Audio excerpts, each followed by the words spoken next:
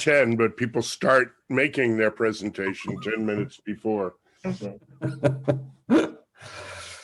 Yeah. Okay, so I sent them all reminders. Yeah, I suppose Dmitry is going to join us in a couple of minutes. all right. I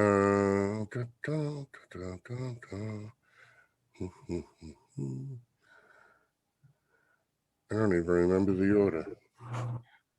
Let me write it down.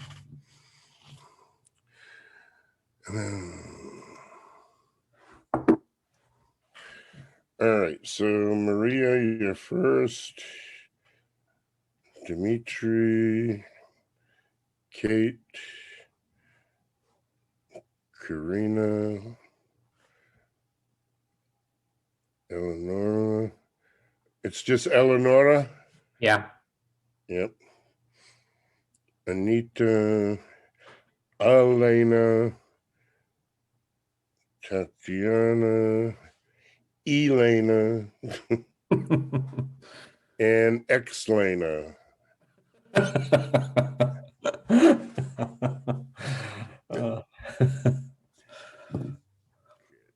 So, yeah.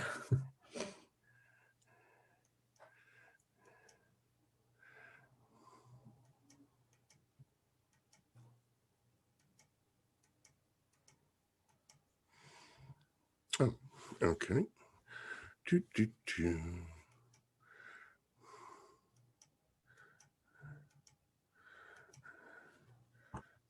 All right, so we have Elena. Elena, can you turn your camera and mic on, please?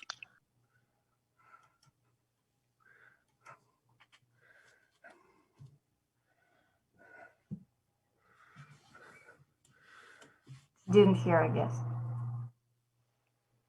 Elena, could you turn your mic and camera on, please? Prove to us you're alive and here today. So, hello, I'm alive, and yes, and I'm a real person. Okay, can you try your camera, please? Just a bit later, please. I'm not dressed enough. All right, just flip it on quick for a second. Okay, for sure. Everybody close your eyes. Hello. Hello. Oh, you're using the phone. Yes, but later I will switch to my to my computer, to my laptop. Okay, good.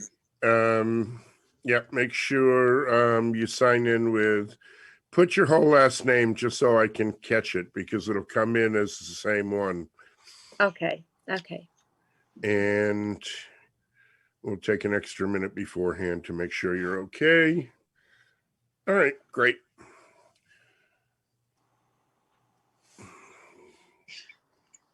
Well,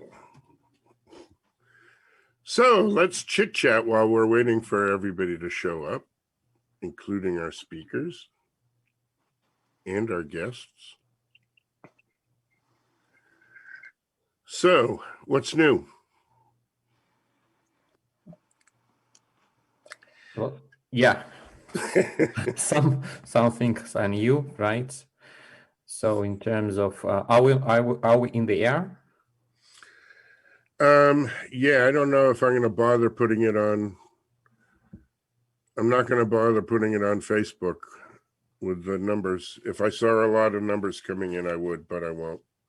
Mm-hmm. I mean, not Facebook, YouTube. Let me put it on the YouTube channel now, at least live on YouTube.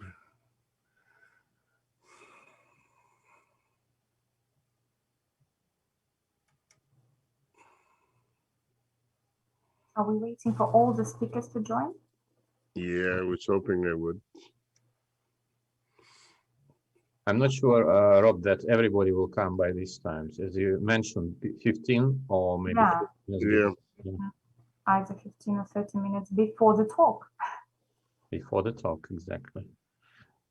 I'm still wondering where Dmitry is. Everybody will come by these times. Okay, we're now live on YouTube.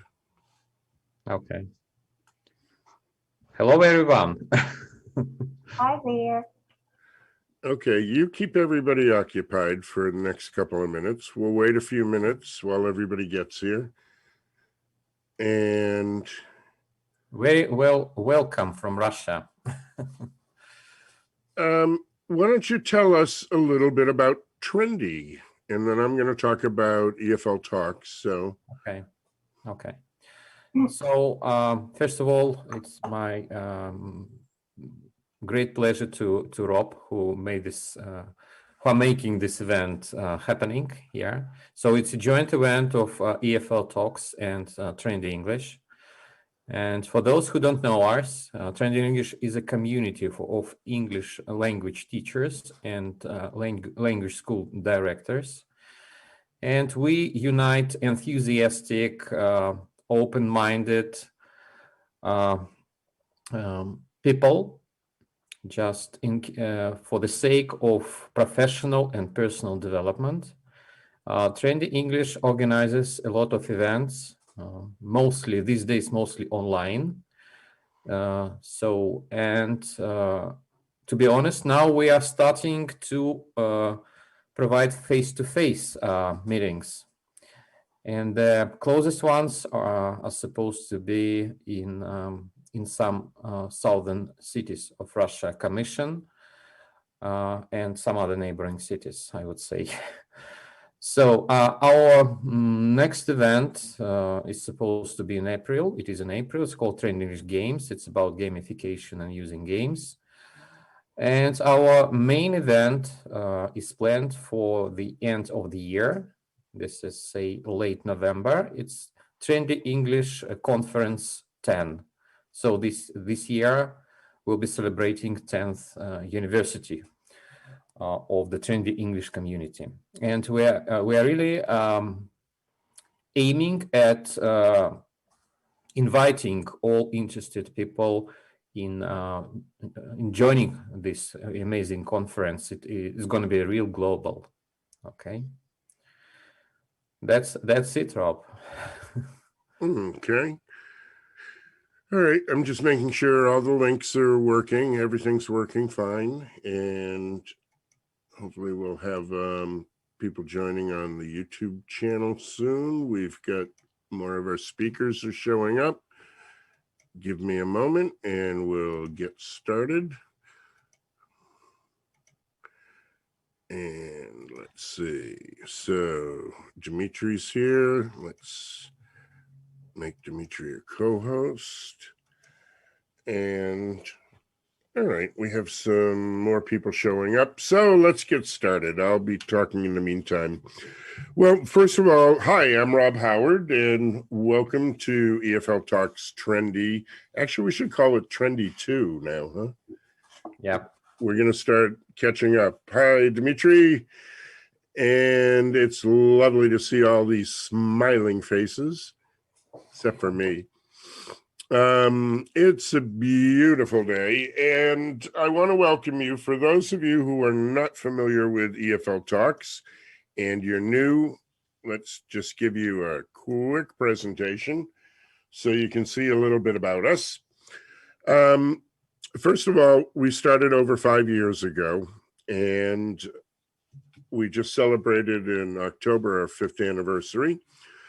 And the whole idea is to bring CPD to teachers all over the world that's fast and fun, but mostly free.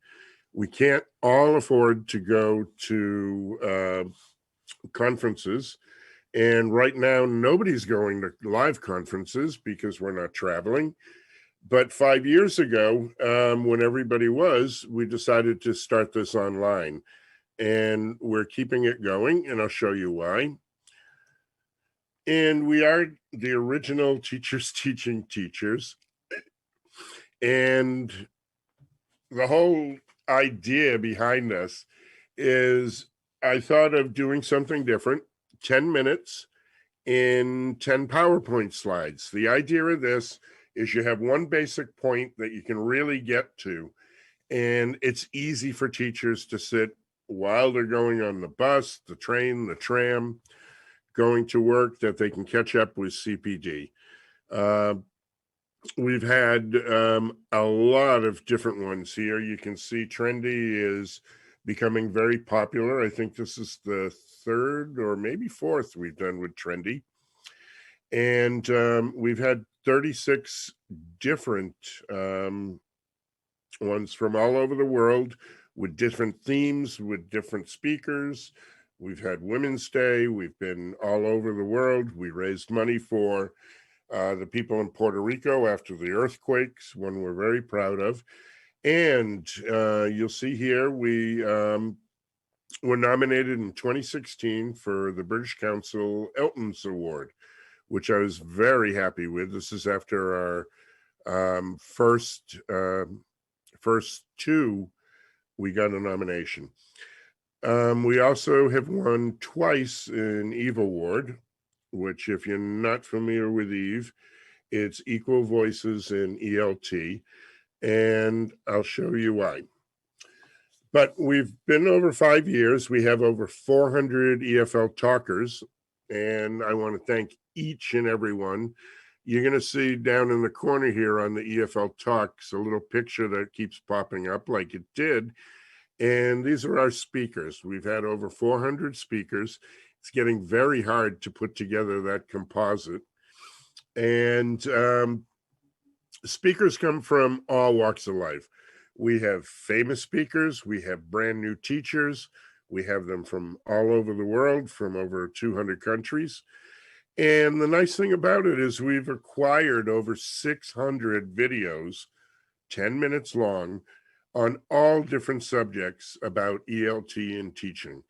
And we'll talk a little more about that too. So if you have 120 free hours, like you're home for the weekend, I challenge you to sit there and watch all of our videos. Hopefully, if somebody does, we're going to give out an award. But to date, I told you about the Eve Award. We are concerned about parity. Parity has been a big thing in ELT, especially throughout Europe. And so far, we've had 254 women, 143 men, a puppet, a robot, and a frog. If you really are confused by that, watch the videos. And we don't make any difference between native and non-native. A good teacher is a good teacher, period. And as you can see, we try and keep a high percentage of women and non-native speakers. So all this can be found on the EFLtalks.com website. And if you go to the website, you'll find everything that you need to know. You'll find our Facebook page, our Facebook group, and we also have another group, EFLTD, for teachers, where you can all share your ideas, courses, and everything else with other teachers. Of course, all our recordings are on the YouTube channel. So you just go to YouTube, where you're probably watching us live right now, and you can go through. We have different playlists depending on the event, and you can go and search through over 120 hours. To keep us going, we're everywhere. So as I told you, our Facebook group, we hope you join us there. It's free also. It's EFL Talks. And our new group, EFLTD, Teacher Development. So we hope you join us there. And we really hope that you become a future EFL talker. So we're always looking for new speakers, new ideas. For instance, you see Maria's here, and Maria's new. And we welcome everybody to be an EFL talker, because we all have something to share. And by way of supporting us, if you go to Amazon, we came up a few years ago with the companion guide, which sells for about, I believe it's $1 for the download. And we have an EFL Talks cookbook. And this really is a cookbook. No, it's not how to cook up a lesson plan or a good class. It's all about food. And we have recipes from all over the world. EFLtalks is something that I do on my own. We're not sponsored by anybody. We don't get money from anybody. We get a lot of support from people like Trendy and EFL Magazine. But in order to keep it going, all the proceeds after the profit on these books goes to support fast, fun, and free CPD. We encourage you to help spread the word and take a Cephley. Now, what's a Cephley? It's an EFLtalk selfie. So turn around, get the screen in your shot and take a picture of yourself and plaster it all over social media. The larger we grow, the better. And remember, we're here to help teachers from all walks of life from all over the world. So spread the word. And as you can see, it's getting tougher and tougher. Maria, you'll be in there in about a week. So we'll get all the new speakers in there and fill in the blanks. And we'd love you to become part of this. And quite frankly, I couldn't do this without all the EFL talkers that have helped out. Everybody here, and I'm sure as you're looking through, you'll recognize some faces. Everyone here has volunteered their time. They've given up the time on a Sunday to be here for the live event, to do recordings. Some people have done 4 or 5 different talks. And without them, EFLtalks would never have gotten off the ground and lasted for 5 years. So a big hand to all the EFL talkers and to the new talkers that are here today, and for all of you that are watching. So join us at EFLtalks. And with that said, let's get started with the exciting lineup we have today. And let's see. Right now, the first one up is Maria. So Maria's first, and then we have Dimitri. And we'll go on through there. So Maria, say hello. Hello, everyone. Can you see my slides? Yes, we can. All right. Now, Maria's new, so, you know, she's not used to it, but we have the official EFLtalks timer here. And you have 10 minutes, and I'll cut you off whether you're done or not. Okay? Yeah, got it. So take it away, Maria. All right. So, hi there. My name is Maria. I'm from Novosibirsk, Russia, and I'm a teacher of English, a teacher trainer, and I also own a language school here in Novosibirsk. The topic I'm going to present today is an activity that it's one of my most favorite, and it's an activity that helps to develop students' speaking skills. It's based on the game Back to the Board. I'm sure all of you know that. And I love it mostly for 3 main reasons. First one is it's applicable for all ages and all levels. You can use it with pre-A1 students and up to C2. You can use it with preschoolers, primary kids, teenagers, adults, corporate business clients, and so on and so forth. You can use it. It's absolutely multi-purpose and cross-functional. You can use it at any lesson stage, for presentation, for revision, for practice, for production, for maintenance, as a gap filler, as a flexi stage, and so on. And it's absolutely no prep, because you only need a board, a marker or a chalk, and even a set of flashcards is optional. So I think you'll love it. So first thing I do is setting the rules, of course. I've got 3. Rule number 1, no miming, because I want my students to speak. Rule number 2, no Russian, no L1, because I want them to speak English. And rule number 3, no cognates. So, for example, if they explain the word swimming pool, they're not allowed to use swim, swimsuit, and other words like that. And this is the way we play it. I call it a game, and this is another reason I like it, because my students think they're playing. They don't think they are developing their speaking skills. We play it whole class, and I usually pick one of the strongest students. It's usually the most courageous one because he doesn't know what to do yet.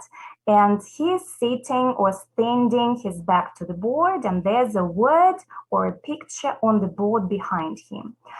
And the rest of the class has to explain what this word means to this student. For the first time, I just let them play the game as it is. They shout out some isolated words, maybe some short phrases. I don't interrupt. I just help them to follow the rules. I remind them of the rules because they tend to mime, they tend to try to say something in Russian or to use some cognates. If this happens, if they fail, we just change the words and we go on with the same procedure. After they have completed the task and the student guesses the word, we start the work with the language they mentioned. While they're playing, I take notes. And I write down the language they mention. For example, if they explain the word swimming pool, they might use big, many water, sport, and other words like that. So we revisit, we come back to the language they mentioned, and I ask them to improve the way they explain the word. I say, okay, guys, let's try to explain it in a better way. What about big? Can you make a sentence? Can you make a longer sentence using big? They would say, it's big. Okay, many water. Can we really say many water? We come to, there's much water in it. And, well, you can do sports there. So we reshape those single words into short sentences. As a level up, when they feel pretty confident at this level, you can ask them to combine those ideas into one big complex sentence, like it's a big place with much water where you can do sports. But it will happen a little later. Yeah.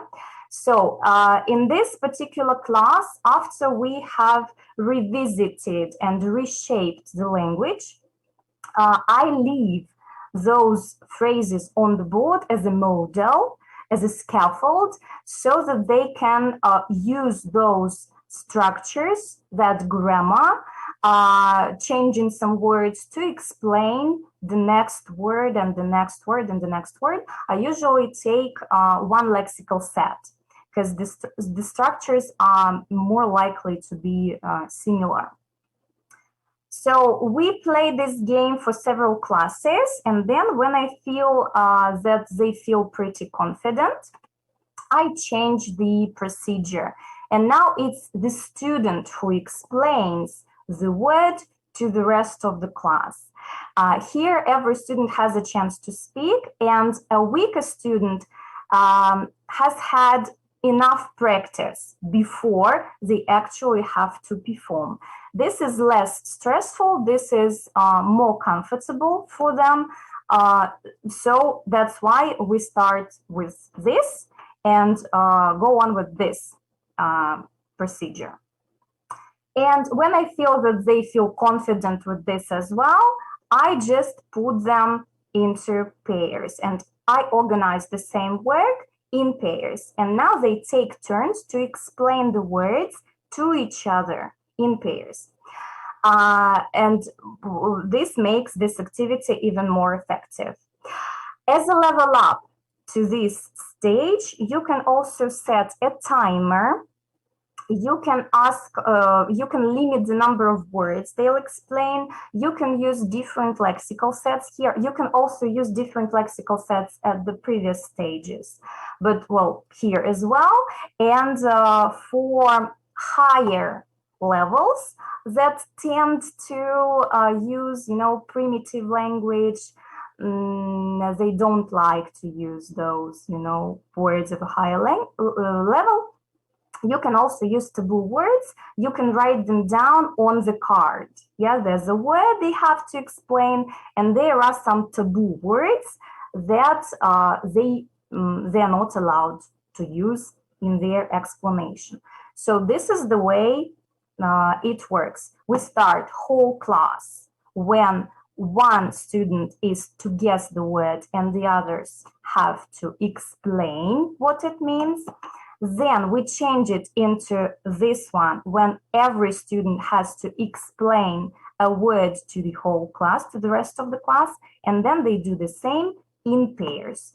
This is the way we play this game. I'm done with my talk. Follow me. Unfortunately, I don't use Facebook much, but I'm pretty active on Instagram, on VK, and you can also send your feedback and questions if you have any by any source that is on the slide. Thank you very much. Well, I told you to go faster, but that was fast. I practiced. Good. Well, you have 2 minutes left, so we'll put you on the spot.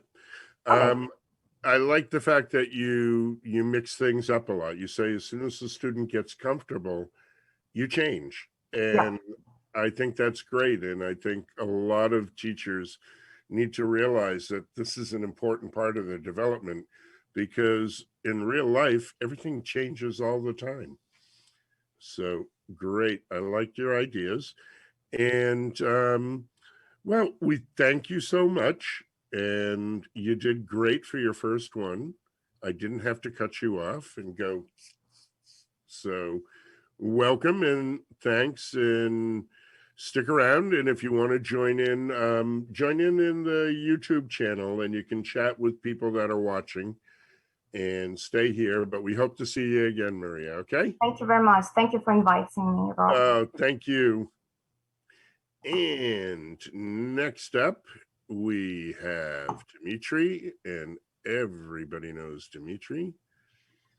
And Dimitri, you can bring up your slides. I'll do it now in a minute, Rob. Now in a Okay. minute. You're going to It's my start off favorite. talking first? It's my favorite English expression. Now in a minute. In a minute? Can you see the screen? Yes, just start sharing it. You're in the setup mode. Just put in present mode. Second, 1 second. No problem. We have time. Good. It's good having time. And I always have extra time for you. Yep. Here we go. Can you see the presentation now? No, it's still showing the setup. So I'll do it different. I'll do it slideshow.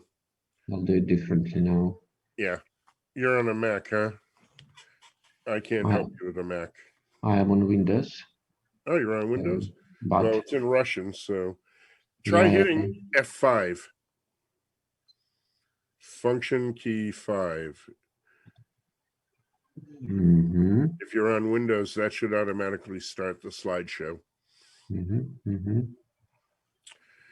And I have to say, I can still see the seaside in Liverpool when we met. And I remember that day. It was a very enjoyable day. I do remember the day too. Yeah. Okay. Can you see the screen now? Well, you're not on the presentation. Go to the presentation. I'm actually seeing your screen. Good. What about now? Nope. That's right, because I can see the presentation. Okay. Do this. Stop sharing.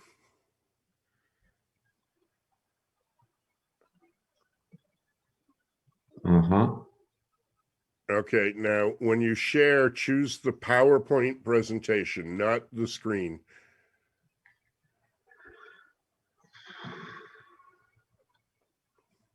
We'll get it, don't worry. I'll try to do it from Google Docs. Maybe that's what I'll do.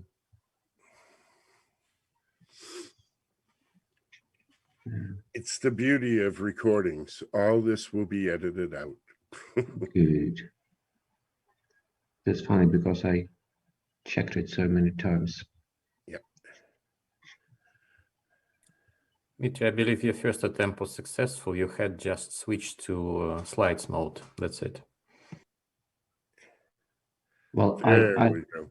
That's it. you can see it, yeah? See it perfectly?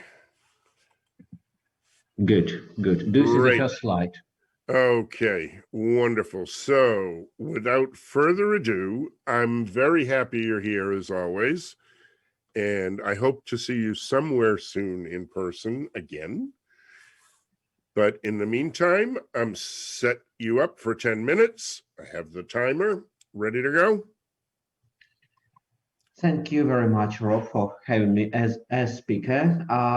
I'm a controlled obsessed freak, so I have my own timer, which is called time timer, and I'm setting my 10 minutes. We can check if our timers are correct at the end of the presentation.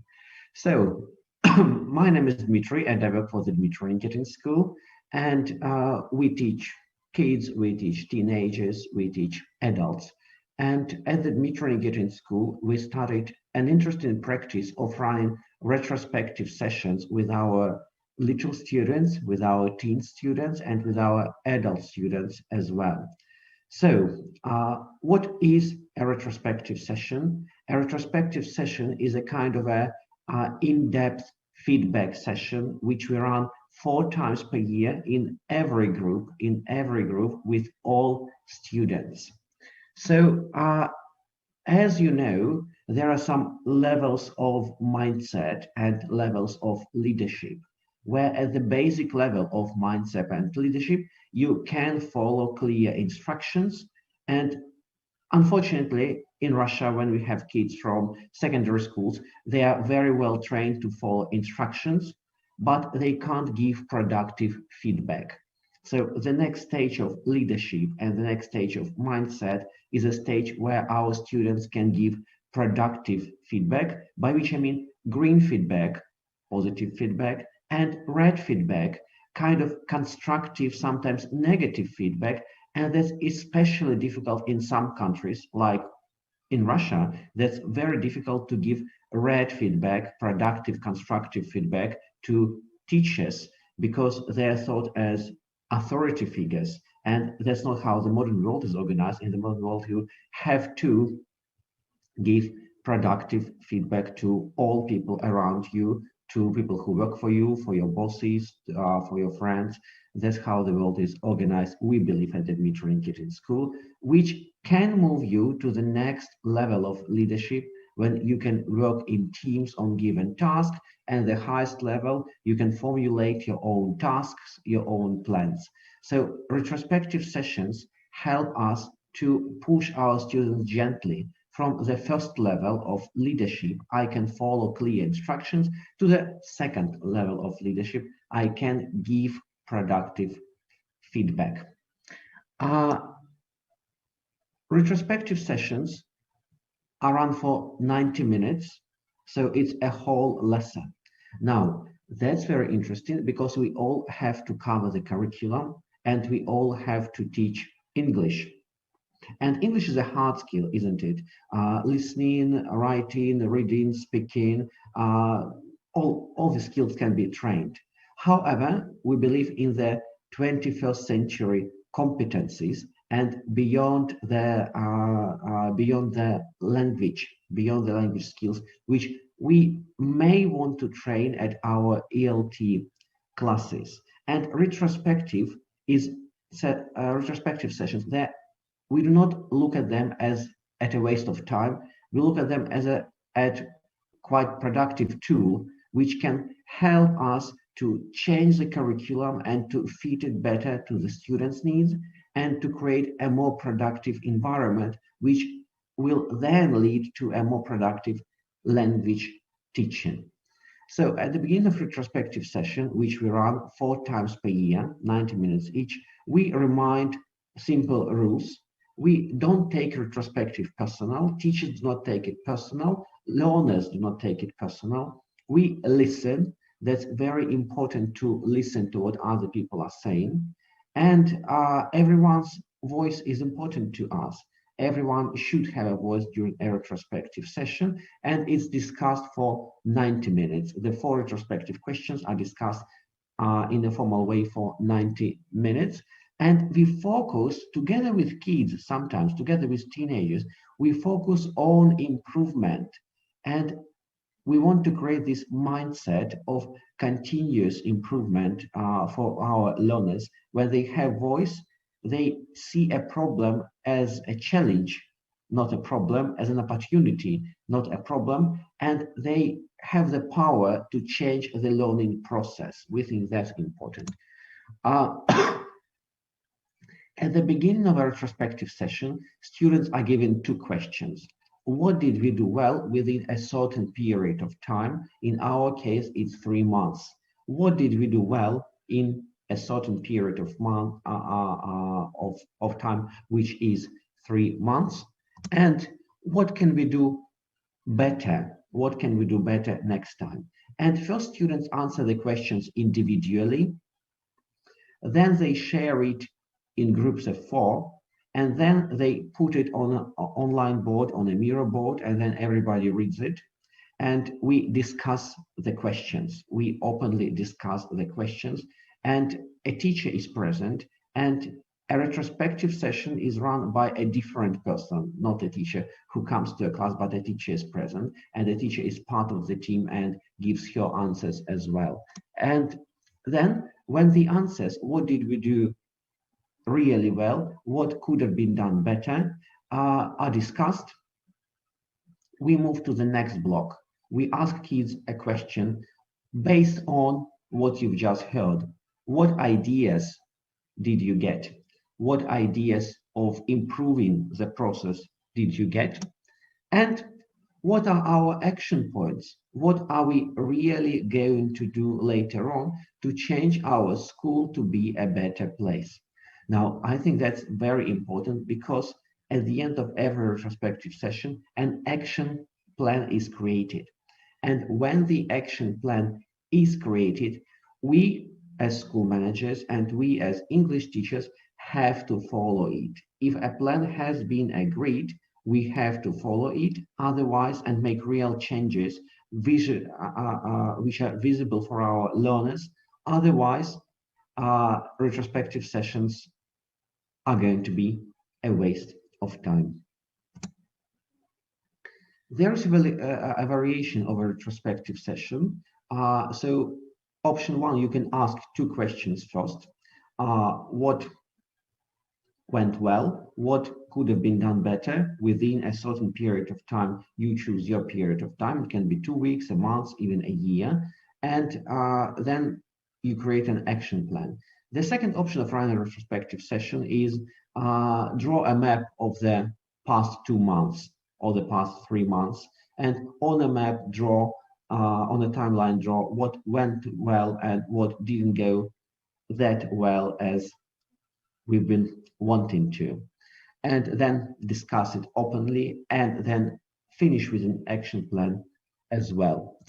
And a useful tool for retrospective is dot voting, because when you create an action plan, sometimes actions can be not that realistic. Sometimes one action can conflict with a different action. So we give our learners, we give our students dot stickers, which are something like that, and we give them 7 dots to each student. Each student is given 7 dot stickers, and they vote for the best ideas, and the best ideas go to action plan, and they're really going to be implemented in the next iteration.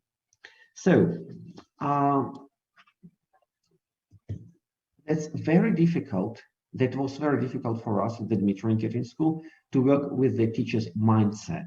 because teachers tend to look at retrospective sessions as at everything which has no clear connection with the hard skills, the 4 skills, the language skills.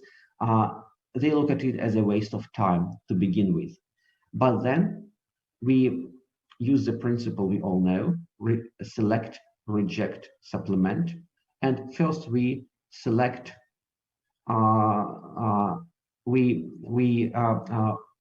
first we choose to cover the curriculum, and we reject all activities like retrospective sessions, feedback sessions, and we want to supplement our curriculum with more grammar and vocabulary. I think it's kind of the basic teaching mindset. And then with experience and with creating more effective learning environments, we move to a different teacher's mindset when we use when our choice is to cover curriculum, but we also add more soft skills to our curriculum, because we understand that running a retrospective session and working on a soft skill of feedback, for example, giving and receiving feedback, can improve the teaching process and can make the formation of hard skills, which are the language skills, more effective. So my name is Dmitry, and I work for the Dmitry Nikitin School. Here are my web pages and my email address and my VK and Facebook accounts. I'm open to any kind of cooperation. And that was a pleasure for me to share my experience of running retrospective sessions, because I think it's a unique experience of an open dialogue of a teacher, a student, and a school manager. Thank you. That was wonderful. And, you know, you make a very good point. I can remember back working in the teacher's room and so many teachers saying, oh, reflection on my class is such a waste of time. And really, you know, going back and getting the feedback from the students, I love, because we as teachers sometimes think, oh, I did the best class ever, and the students didn't connect to it, and then vice versa. So great. This was really good. Thank you Thank you very much, Rob. And I'll see you soon. Great. So next up, we're going to go to Kate. Kate, let me give you Hi, Rob. co-host. Can you How hear are me fine? you? I hear you perfectly. Okay, And great. you should have control now. Welcome, and we're so glad that you're here. And you know the Okay, rules. just give me a moment. Yep, you have 10 minutes. All right. No. I mean, I just need to fix up my demonstration, and I'll be ready to start. No Okay? problem. Okay, can you see now? Yes, we see it. Can I see as I perfectly. move the slides? Yep, we Okay, see perfect. it all. So, Kate, I will give you 10 minutes on the timer, and off you go. Thank you. Yeah, hi everyone. It's a pleasure to be here. I really hope that you're enjoying the conference and having fun. Actually, my topic is pretty much related to Dmitry Nikitin's topic, because that is really going to be about self-development and developing one's, your students' professional skills, right? So, as for me, I'll give you a couple of facts about myself. I've been teaching business English for over 14 years now, but most of the time, you know, my experience in my work with my students has not actually been about teaching English as it is, but instead, what I've been focusing on with my students is to help them build their careers and improve their professional skills, make them happier professionals, and achieve new goals and grasp new opportunities. That's why I want to share my experience with you today and talk exactly about that, how you can help your students be happier professionals. Before we do that, let's have a look at who need our help in their professional life, right? So first of all, that's entrepreneurs looking to extend their business, develop their companies, their projects, and so on. Second of all, that's top executives whose goals are to elaborate and execute strategic decisions, right, in their business projects. Then I'm mostly dealing with middle management. Yeah, those are the people who are looking to expand their professional skills, who are looking for professional opportunities, career growth, and stuff like that. And finally, aspiring professionals, those who are looking to build up their career and acquire new skills, well, get to understand what they need to work on. And here, well, what is your role as a teacher? In fact, that is not to be a teacher, right? So first of all, you have to serve as a guide towards their goals, right? You need to help them achieve new, new perspectives, right? Well, open up new horizons. And here, you shouldn't act as a linguist or a teacher as it is, an English teacher, right? Rather, you could work as a coach, as a trainer, as an assistant. So how do you do that? Let's have a look at one of the tools that I use in my work that helps me help my students develop their professional, develop their professional and personal skills.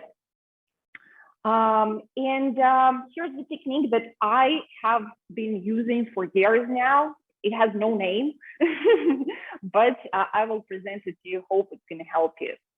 So the goal of the technique of unpacking one's expertise is to help your students be more efficient at work, in their jobs, in their projects, in their business, and at the same time, help them be happier at work. So how do you do that? In fact, it's all about being aware of your own skills, your competences. And here are the clusters. Well, you have to talk to them a lot and ask them a number of questions. Well, I have classified those questions into categories. And your goal is to talk about their tasks, about their job, about their responsibilities, things they have to do at work, and then cluster them into different categories. First of all, talk about things that they like doing, something that they're inspired by, something they feel excited about at work. I'm sure everyone has tasks like that, right? Second of all, talk to them about things that they're good at. Maybe, they have taught their colleagues to do things, or things come easy to them. So try to identify the tasks and responsibilities that they're absolutely ace at. They could say, well, I'm an expert in that. I have good understanding.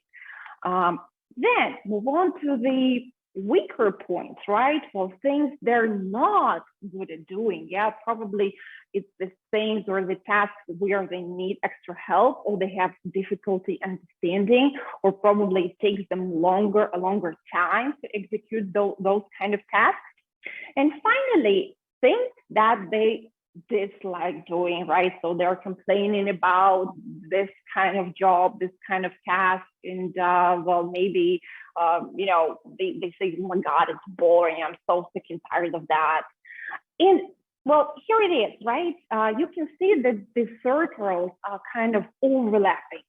And that's exactly that brings us to the strategy. So how do we interpret the outcomes of our conversation?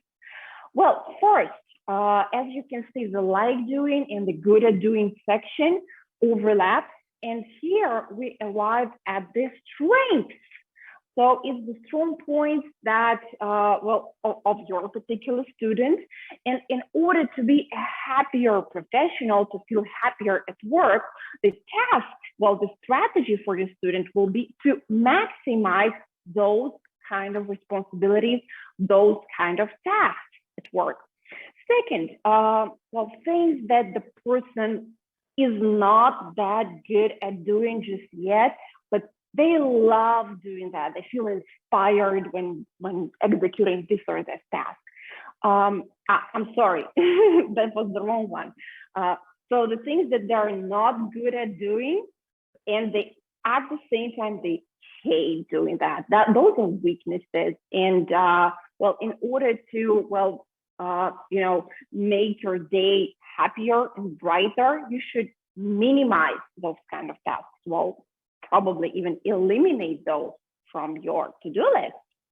Then we're moving on to the section where like doing and not good at doing are overlapping. So things that you're not good at doing just yet, but you're absolutely inspired by. And those are developmental points, right? You just need to master, gain more expertise, gain more knowledge, develop your skills, and you're going to shine. You're just going to love what you're doing. And finally, the things that you are pretty good at doing, yeah, but you hate it so much. Oh my God. And those things are called, well, I've called them long outgrown. So here, what you could do, what your students can do about it is delegate, right? So teach someone else to complete the forms, right? To complete the tables. I hate doing that. I can do that, but I'm not that good about. I mean, I just hate doing that, right? Why don't I teach someone else do the task that I don't like? And here are the questions for you that you could use when talking to your students. I mean, you can do it within a class, absolutely, individual class or group classes, right? You can even organize, pair work or teamwork to talk about those things, right? So here are the questions for you that you could use. The questions for to discuss things that your students like doing. Here they are. I mean, I'm sure you can read them and take a picture. Well, the questions that you could use to talk about things that your students good at, right? Things they're ace at. Well, here are the questions to use when talking about the things that your students are not exactly good at, where they would need some extra help or they're struggling with. And finally, here they are, 2 questions. The questions that deal with the tasks or responsibilities they just hate doing whatsoever, or just don't exactly like doing at all. And definitely you can come up with a great number of other questions. Well, it's just the guidelines for you to make a start. I really hope that my tips will help you help your students, right? Maybe help yourself, help your teams, because you can use it at school, at your own school, if you're a school owner. I'd be happy if you, get in touch if you need extra help or you need extra tips about how to teach business English and how to help your students. So yeah, here's my contact, and good luck at work and good luck with your students. Thank you so much for listening. So Rob, how was it? That was Good enough? great. Wonderful. It was. I'm just going to stop your screen. Okay. All right. Thank Now you. we can see you. Thank you so much for the opportunity. I absolutely appreciate that. Well, we need to get you more involved in the EFL BSIG, so you have to join us, okay? I'd be absolutely excited to. Thank you. I think I know one of the coordinators, so let's chat later on. Sure, absolutely. You have a great day and enjoy the conference. And thank you so much for this opportunity, not just for me, but for the rest of the teachers. Have a great day. Thanks, Kate. Bye now. Bye. And next up, we're going off to Karina. Let's see. Hello. I think Hello. I'm ready. Are you ready? Take a deep breath, smile, set your timer. Yep. You know you have 10 minutes. And welcome. This is your first talk, right? Yep, that's You true. excited? Really. Good. Well, we're excited to hear from you today. So here's the timer and take it away. Hello, dear colleagues. First, let me tell you a few words about the context where I worked in. I'm an academic director, teacher trainer, and a practicing teacher at Language Studio Welcome. Our school is located in Moscow area, and we have about 1,000 students.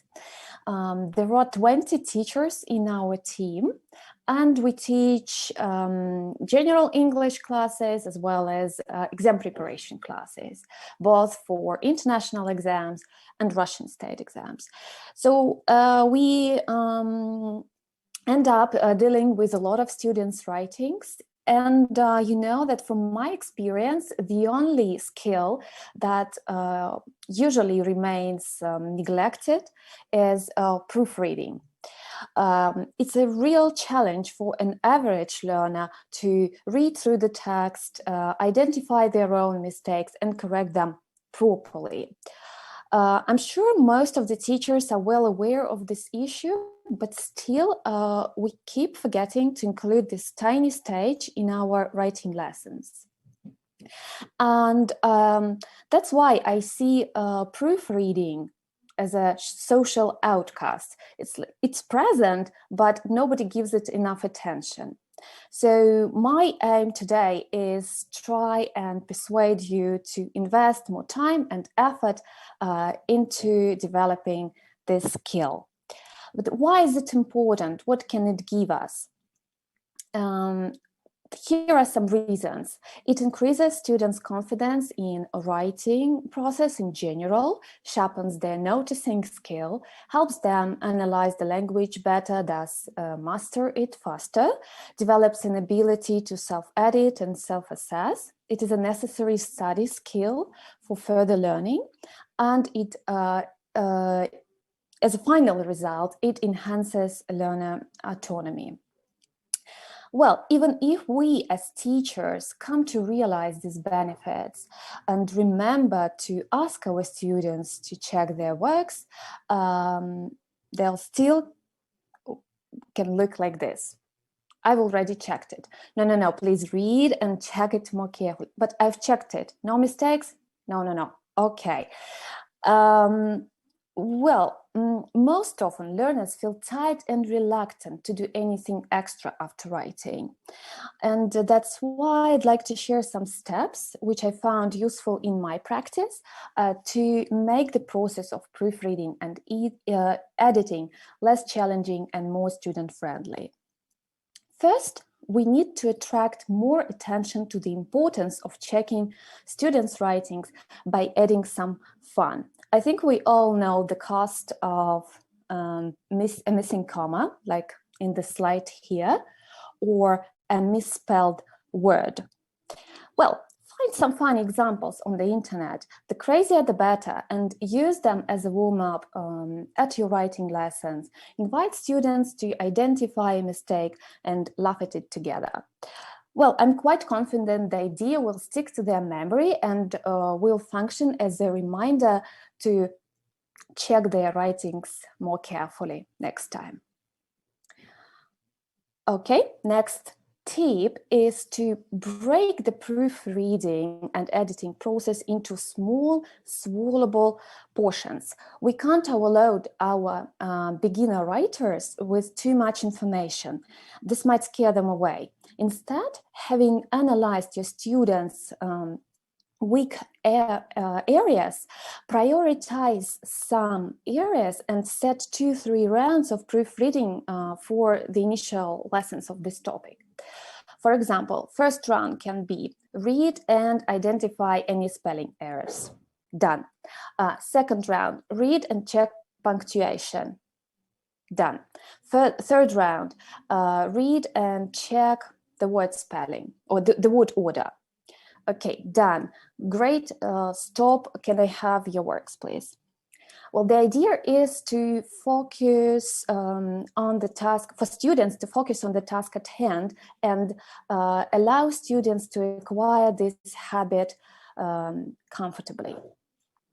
The next task that can be given to the students is to highlight words, phrases, or even sentences that they have improved after reviewing their piece of writing.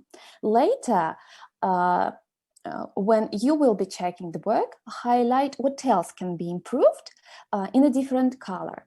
Using color coding like this one can give you more insight into students' way of thinking, way of writing.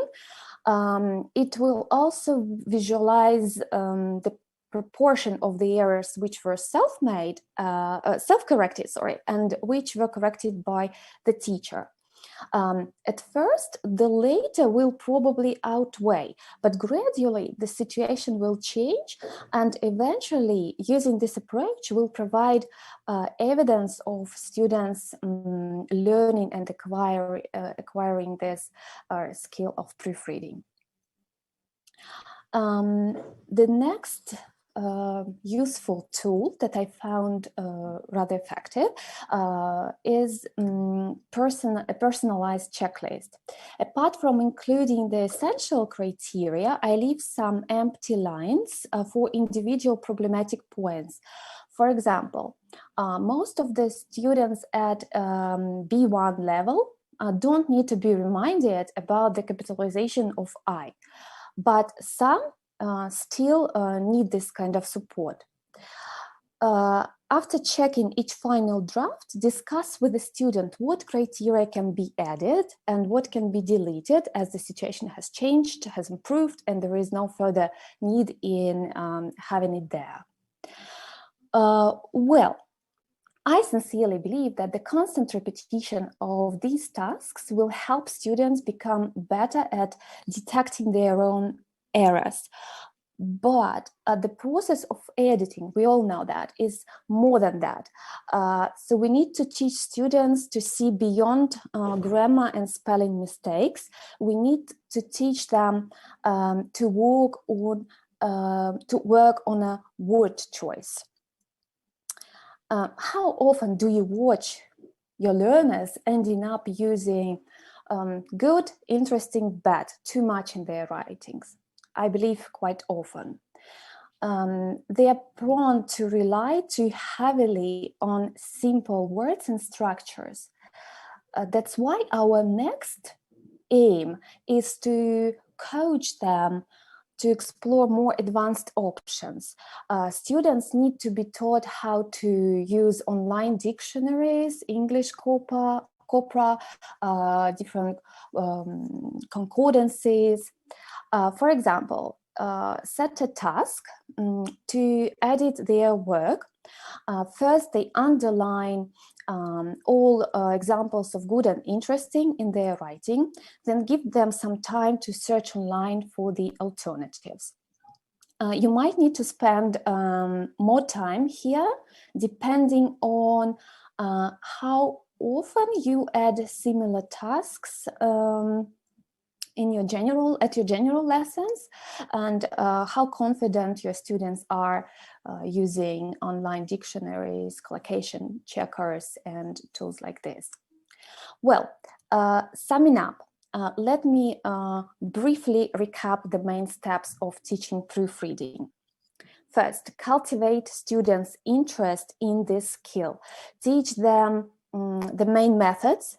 Gradually delegate the responsibility, allowing more autonomy and promoting deeper editing. That's it. That is all that I wanted to share with you today. You can see my contacts. If you have any questions, don't hesitate to write to me. And let all our students become effective self-editors. Thank you. Great. And let's stop sharing. That was wonderful. See, that was easy. Thank you. Yep. I enjoyed it, really. Good. And I for the particularly enjoy the use of thesaurus. I use it all the time. I don't think enough people teach their students how important this is. And, you know, just working on increasing vocabulary, it's easy. Mhm. So great. And by the way, next time you do a talk, I'm allergic to cats. So if you could leave the cat out of the picture, I was sneezing all the time. Sorry. All right. I'll try. I didn't know that. No, I'm teasing you. So that was great. Thanks again. And we'll Thank see you you. soon, So I hope. yeah, thank you for the opportunity to share my ideas. It was great. Our pleasure. Bye-bye. Have Bye a good now. day.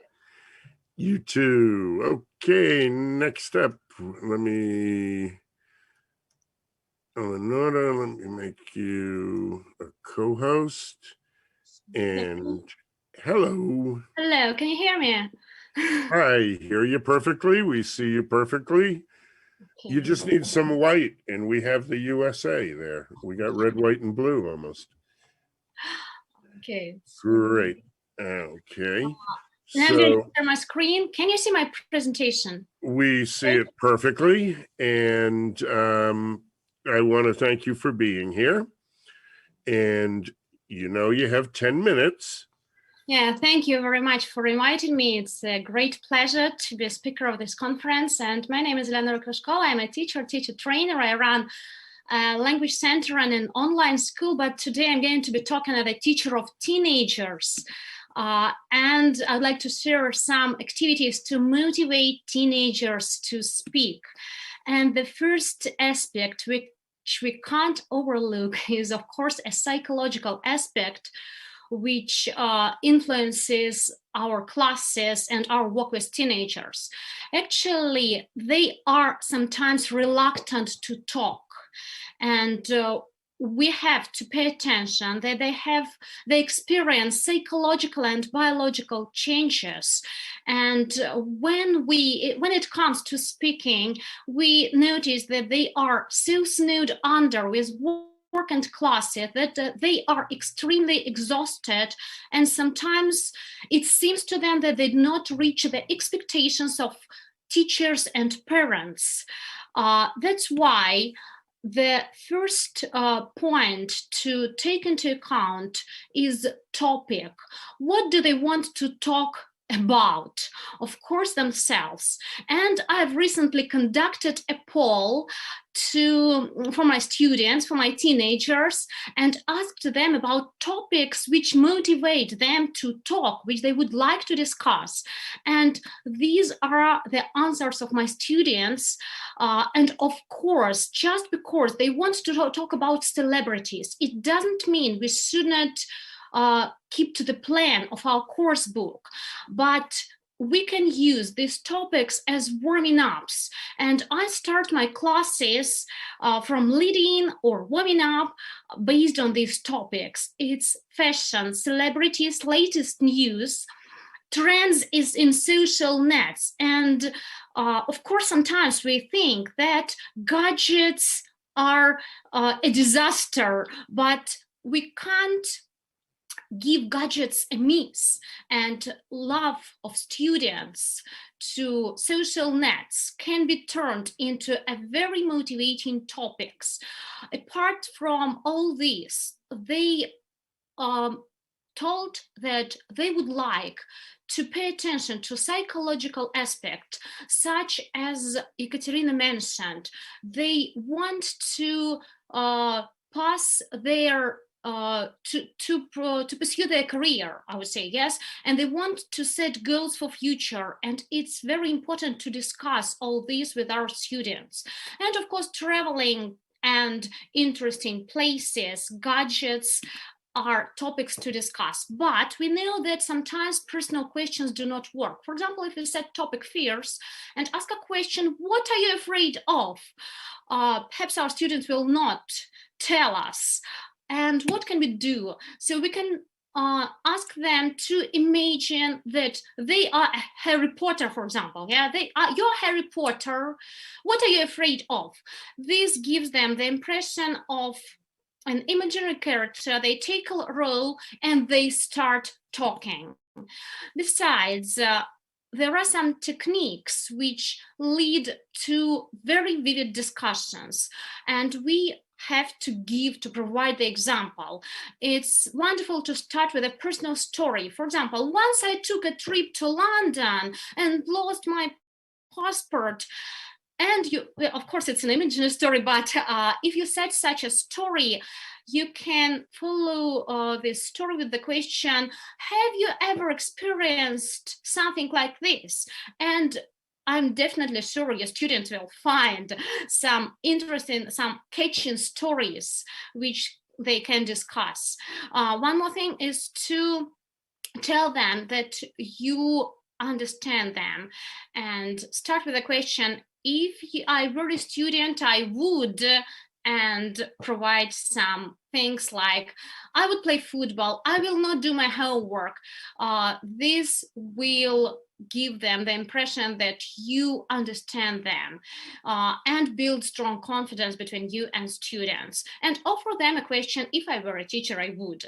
One more technique is to pay a compliment. Sometimes when we receive compliments, we say something like, if we hear, you're wearing a wonderful dress, we say something like, oh no, I bought it last year. And I set the task as, please pay free compliments to your partner and ask them to go around the classroom and find a person and pay this person free compliments. It works perfectly and they start speak. One more technique is to consider is teacher is also human, and do not be afraid of telling them about your failures. For example, once I failed to pass the exams, this helps them to be closer to you. Also, feedback is extremely important. I'm a big fan of the technique exit ticket, and as I work online, every day I ask them a question, what have you learned today? And what was the most interesting for you? What was the most important thing to learn from today's lesson? And if you work online, you can use Zoom chat box, messengers, and Google Forms for this. Also, another point to consider is open tasks. And if we set an open task, we can give them a choice, which is extremely important for them. Sometimes it's really challenging for them to continue 6 sentences. So I said the task as continue, choose and continue 3 sentences. And they use their own ideas and think it's also about building self-consciousness and provoking thinking. I felt disappointed because, and if you ask a question, how did you spend the weekend? They say something like, I don't know, it was okay. But think about your weekend and continue this sentence with any possible variant using your own ideas. Changes the task completely and can make a U-turn in your teaching. Role-playing games is one more important aspect which helps them to start a very vivid discussion, because they take a role of a character, and it is not the student himself who makes a mistake. It's a character they play for who makes a mistake, and this can reduce the fear of making mistake. One more important aspect to take into account while playing role-playing games is to set the aim, to use resources, and to implement interaction between students in your lessons. This is the example of a role-playing game which I played with my students, and I'm definitely sure that a perfect role-playing game will be on Trendy English. And you know you are going to have an English camp, yes, Trendy English camp. So visuals are very important. I came up with this idea when I conducted lessons for my students, and they said that it's very important for us to see. They spend a lot of time in their gadgets, of course, but they got used to visual information, and I sometimes use pictures like this for warming up or for setting a leading in for my classes, and use the technique which is called break your own record. I ask them to talk about each picture. For example, say 3 sentences about the picture, and I set the time limit. For example, please switch on your stopwatch and say 3 sentences about the picture. After that, I ask them to stop the stopwatch and to do it again, changing the picture. And usually they break their own record. So we do not compare them with each other. We compare their own results with their own results. And this is what I wanted to tell you. And these are the ideas I wanted to share. Thank you for attention. And if you have some questions, do not hesitate to contact me or to follow me or to drop me a line. Thank you very much. Great. That was wonderful. Everybody's fast today. Look at that. I'm going to have to shorten these talks. That was wonderful.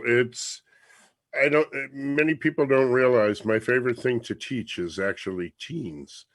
And I actually miss it with being here in Poland now. And what I found is, and you touched on it, is we don't ask the students what they want. We tell them what we expect them to do, and they have no interest, and then we wonder why they're not engaged. So great ideas there. Thank you so much for sharing, Eleonora. Thank you very much. It was a pleasure. Okay, hope to see you again soon. And next, we're going to switch over to Anita. Let me give you co-host. And you're no stranger to EFLtalks? No, I'm slightly worried that my internet is not good enough. Is it okay? Yeah, seems fine. My cat is locked outside of this room, so you don't have to worry about this. Thank you. I'm prepared. So. Good. And is this your third talk? With you? No, just second.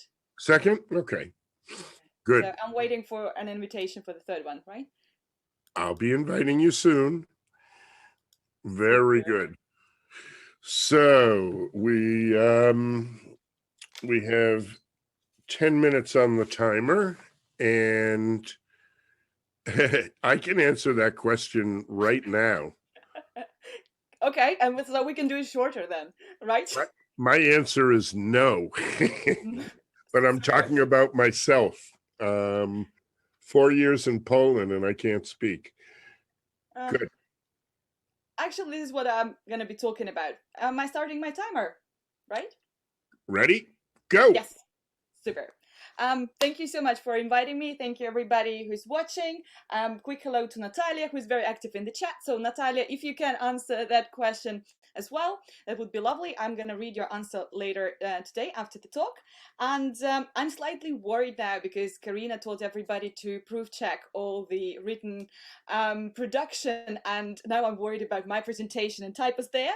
And I just wanted to say, Eleonora, to you, if you need somebody to tell a story about how they lost their passport when they were abroad, you can invite me and I can make a little talk for your students about that experience. Anyway, hi everybody again. I'm Anita Modestova. I teach English. I say I learn Italian. I've been learning it for about 10 years. Probably like Rob has been learning Polish in Poland, but I'm learning it in Moscow. So it's recreational learning, I guess. I'm still A2. And I've been running Teachers Teach Teachers, a peer learning program for English teachers for about 2 years now. And all this experience brings me to this question I'm asking you today. I'm asking myself today. I'm offering to discuss is, are language teachers good language learners or not? So please answer in the chat. to start with, I'm going to share that 2 years ago, we started an experiment together with Andrew Walkley, who is a co-author of Teaching Lexically book and the Outcome series. I started teaching him Russian, and we wanted to see if this lexical approach works for other languages, Russian in this case. Later on, so I have some like proof on the screen that we really have been doing it. So there's a video of our talk. Here is like a screenshot of our Google Doc and my blog on Instagram. When I started blogging about it, I got several comments like, okay, Anita, that's like, he's a good learner because he's an English teacher himself and a teacher trainer, and your experiment is not valid, actually. And at that time, I agreed. I mean, I thought that it was like true that the progress and the regularity of the lessons and that he does his homework and all that stuff that like belongs to good students, he does it because he is an English teacher. But at about the same time, I started running Teachers Teach Teachers, and I've been observing our teachers and myself studying there. And today I'd like to share several thoughts and several things I heard teachers say. First one, this is a great one. I hope you recognize it. I don't have time to do my homework. So the first time I realized that when I was studying Italian with my Italian teacher, and every time we'd come to class, and I think the first thing I learned in Italian was like zero. Zero compiti per caso or something like this. See, my Italian. So, and anyway, it was like I didn't do it. I didn't have time. And at TDT we have teachers and we study like once a week, and of course if you don't do your homework when you study once a week, next time you come to class and you like remember nothing from the previous lesson. And first, when I observed this about myself, I was terribly ashamed because I'm a teacher. Why don't I do homework? I know it's essential. But then I noticed other teachers do the same, or like not do the homework. I relaxed a little bit and kept observing. That's a very relaxing thing to do. But this is just the truth we can accept, that being a teacher doesn't necessarily make you do your homework and do it on time. And what's worse, some of us, and like even like I myself sometimes feel when I haven't done my homework, if the teacher did give the homework bit, I have a like desire not to show up in class. And I'm pretty sure that your students sometimes do the same. And recently I gave a talk for Trendy English as well about homework, and that we had like a heated discussion about if we should or should not give homework. So I suggest everybody be careful with homework, because even teachers don't have time to do that. And but that's a whole talk, and probably longer than 10 minutes. My second very big surprise happened when I talked to some participants of a CAE preparation group. So these students were like accepted to the course to do to prepare for this CAE exam, and at some point I realized that for 3 months they had been studying grammar somehow before actually starting learning with the book. So they ignored the lesson plan, the lesson structure, like the order of the lessons that was suggested, because they thought they were not good enough to start preparing for the exam, because they needed to brush up on their grammar. And I know that sometimes students come to us saying like, ooh, I want to speak English, but first I need to recap on grammar. So it's a tendency somewhere there, and teachers also fall into this kind of trap, no matter how good they are, because obviously if you're preparing for CAE, there is not a lot of grammar you can revise, and their problem, what they thought, was that they are not producing this in speech, but that's the problem with advanced grammar. It's hardly ever used in speech. It's advanced grammar, if it even exists. Next thing, and this is my favorite, all-time favorite, I need better English for work. This is what teachers say, obviously, because I work with teens, I work with kids, I work with low levels, but I'm so busy right now. I'm gonna learn English later one day. And I keep hearing this for like, it's out there, and I'm pretty sure you know a lot of teachers who can say something like this. So in the end, these are all the same things that our students normally tell us. And this is my favorite thing, is teacher's paradox. I hope like the picture is not offensive. I just wanted to show my surprise that every time we speak with teachers, when we analyze advanced level classes, there is, as students, they share that they didn't have enough time to speak. But then when analyze them from teacher's point of view and from lesson planning view, there is a stereotype that a speaking class, that when there is a lot of speaking, like more than 50% of the class, it's not a lesson, it's a speaking club. And it means that the teacher is doing a bad job. So we kind of want speaking and want to improve our speaking, but we're not doing this because it might be looked upon like, you know, as like you're not doing your work. And I don't really know what to do with this. Just wanted to share with you if you can notice the same paradox about your classes and if there is enough speaking. And to sum up, I want to say that teachers are human, which is a good thing to know. We want the same things when we study. We want our mistakes, all of our mistakes, to be corrected. We want translation, even at advanced levels. Sometimes I want like, it's okay, and I write something into Russian or into Spanish, because sometimes it helps just to have a translation to a different language, you know. We want faster progress, and we know that, I mean, it's not possible, but I mean, we still want it. It's okay.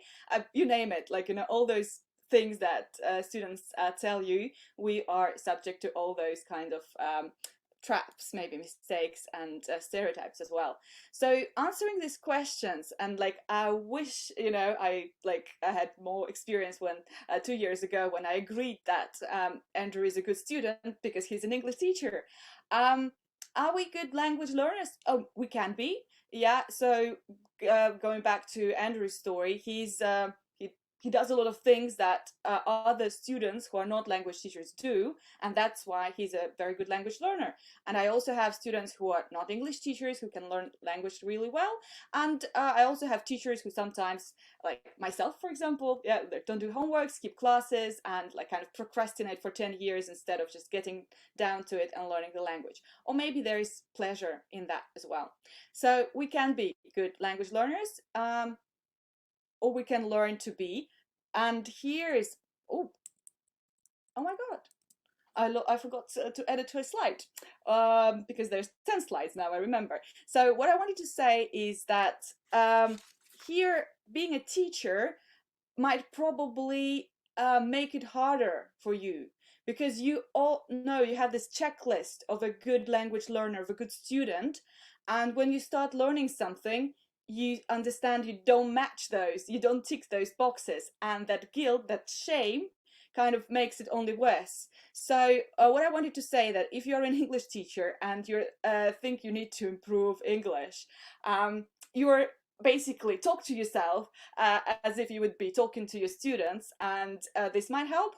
And if you think you need English, just start learning it. And as teachers, we're in this forever. Yeah, so at some point with my English, I accepted that I think I'll be teaching English for a while. I don't live in an English speaking country. I didn't learn English when I was a child, so basically I need constant practice, and I just added it to my schedule, like psychotherapy probably, and it's gonna be there forever. Thank you so much for having me today. And if you want to reach me, this is my email, this is my Facebook, my 2 Instagrams. I'm everywhere. If you speak English, if you speak Russian. Oh, and this is the timer. Thank you so much. Still the timer clicking. Stop. Perfect timing, as always. You trained me. Good. You studied well. Thank you. Really? What level is Andrew at now? Sorry? Russian. Andrew, now I'm gonna reveal the real truth. Now we started more relaxed way of learning. Yeah, he's about A2. I'm a very bad Russian teacher. That's his problem. He doesn't realize that, because I'm not a Russian teacher. I'm an English teacher. Mm-hmm. And there is a weird way I guess the same with Polish, I'm pretty sure.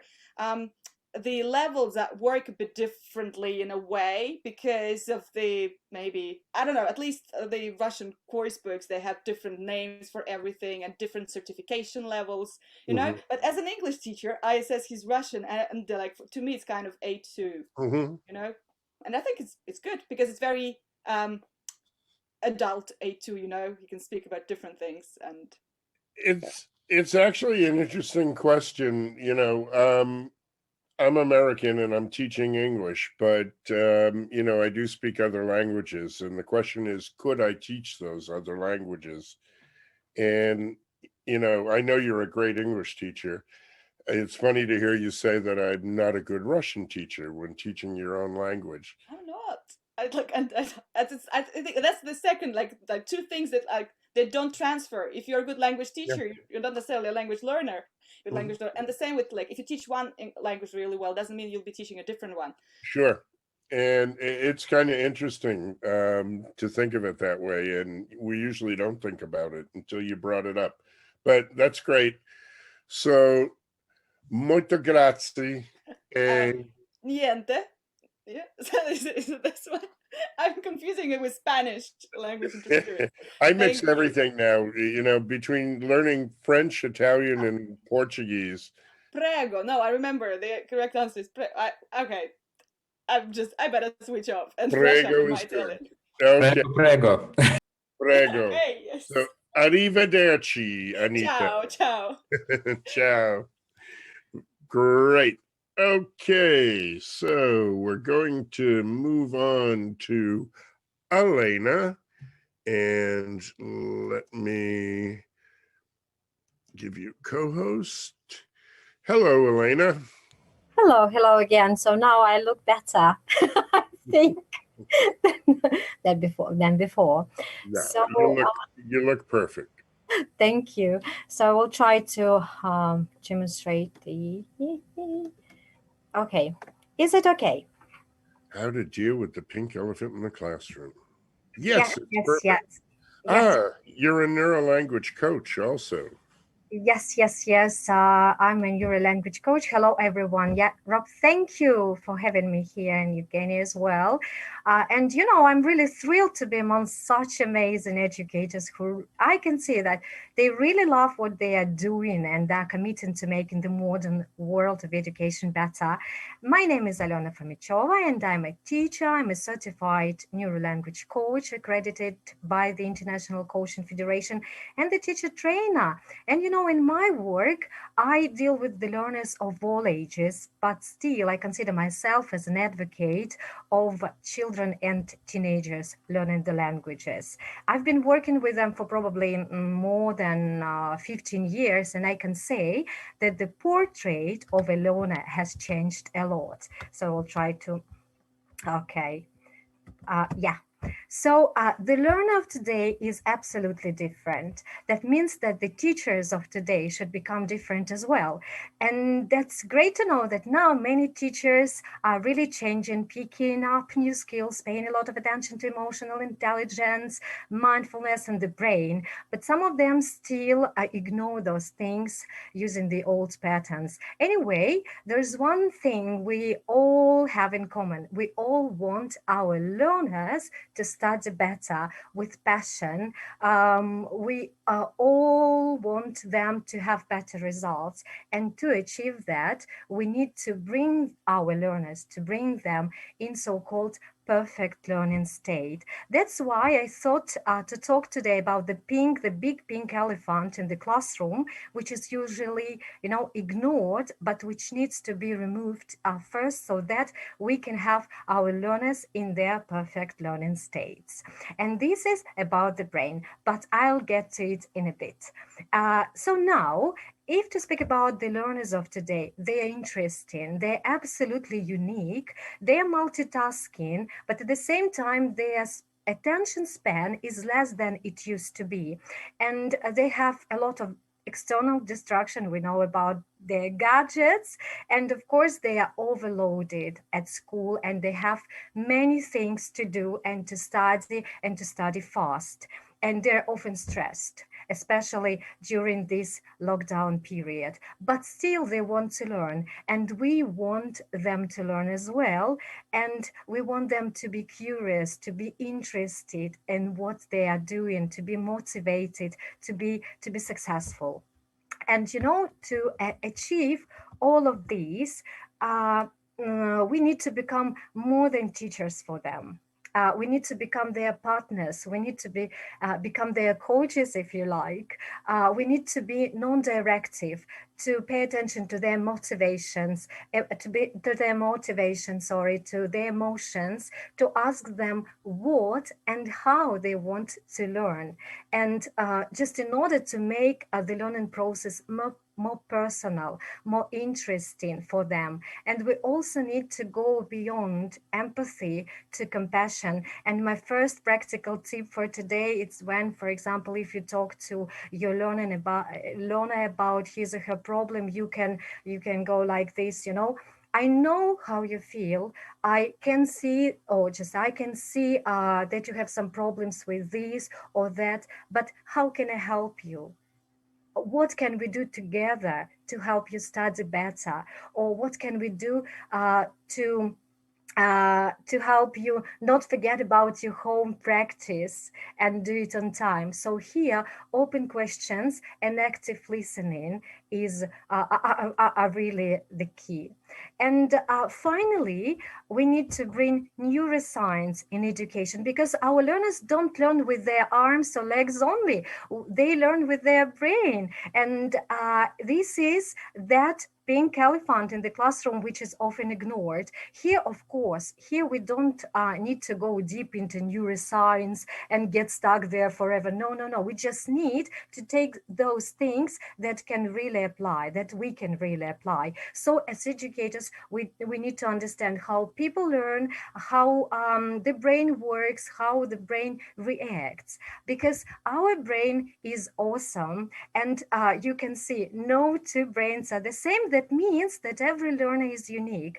Our brain works around the clock, making new neural connections, remembering, recalling, analyzing, visualizing, processing information and stuff. So, and it's so impressive for its neurogenesis and neuroplasticity that proves forever that it's never late to learn a new language. So discovering how a neural language how neuroscience can help us to get our students into their perfect state. The first thing here is our constant striving for the calm brain state of our learners, because if they're stressed, if they are under pressure, worried or afraid of something, their brains can't work properly. That means our students can't learn, they can't remember, they can't analyze, they can't even understand what we are talking about or what we are telling them. And I'll show how it works, I hope in a simple way. So, there are many different and complex areas in our brain, and two of the most important areas for the learning process are hippocampus and prefrontal cortex. So as you can see, our hippocampus, it's a kind of it is responsible for, it decides what to store in the long-term memory, what to store in short-term memory. It's like organizing, the boss, the encoder. And if to speak about prefrontal cortex, it is responsible for analyzing, creating, planning, learning, remembering, making decisions, visualizing, and it is the part that is the most active when we are consciously concentrating, and it's involved in our working memory. And finally, you can see that red button. This is the amygdala, which is a part of our emotional brain, or the limbic system, or simply it's our alarm button. And the matter is, our brain is always scanning everything for threat or reward.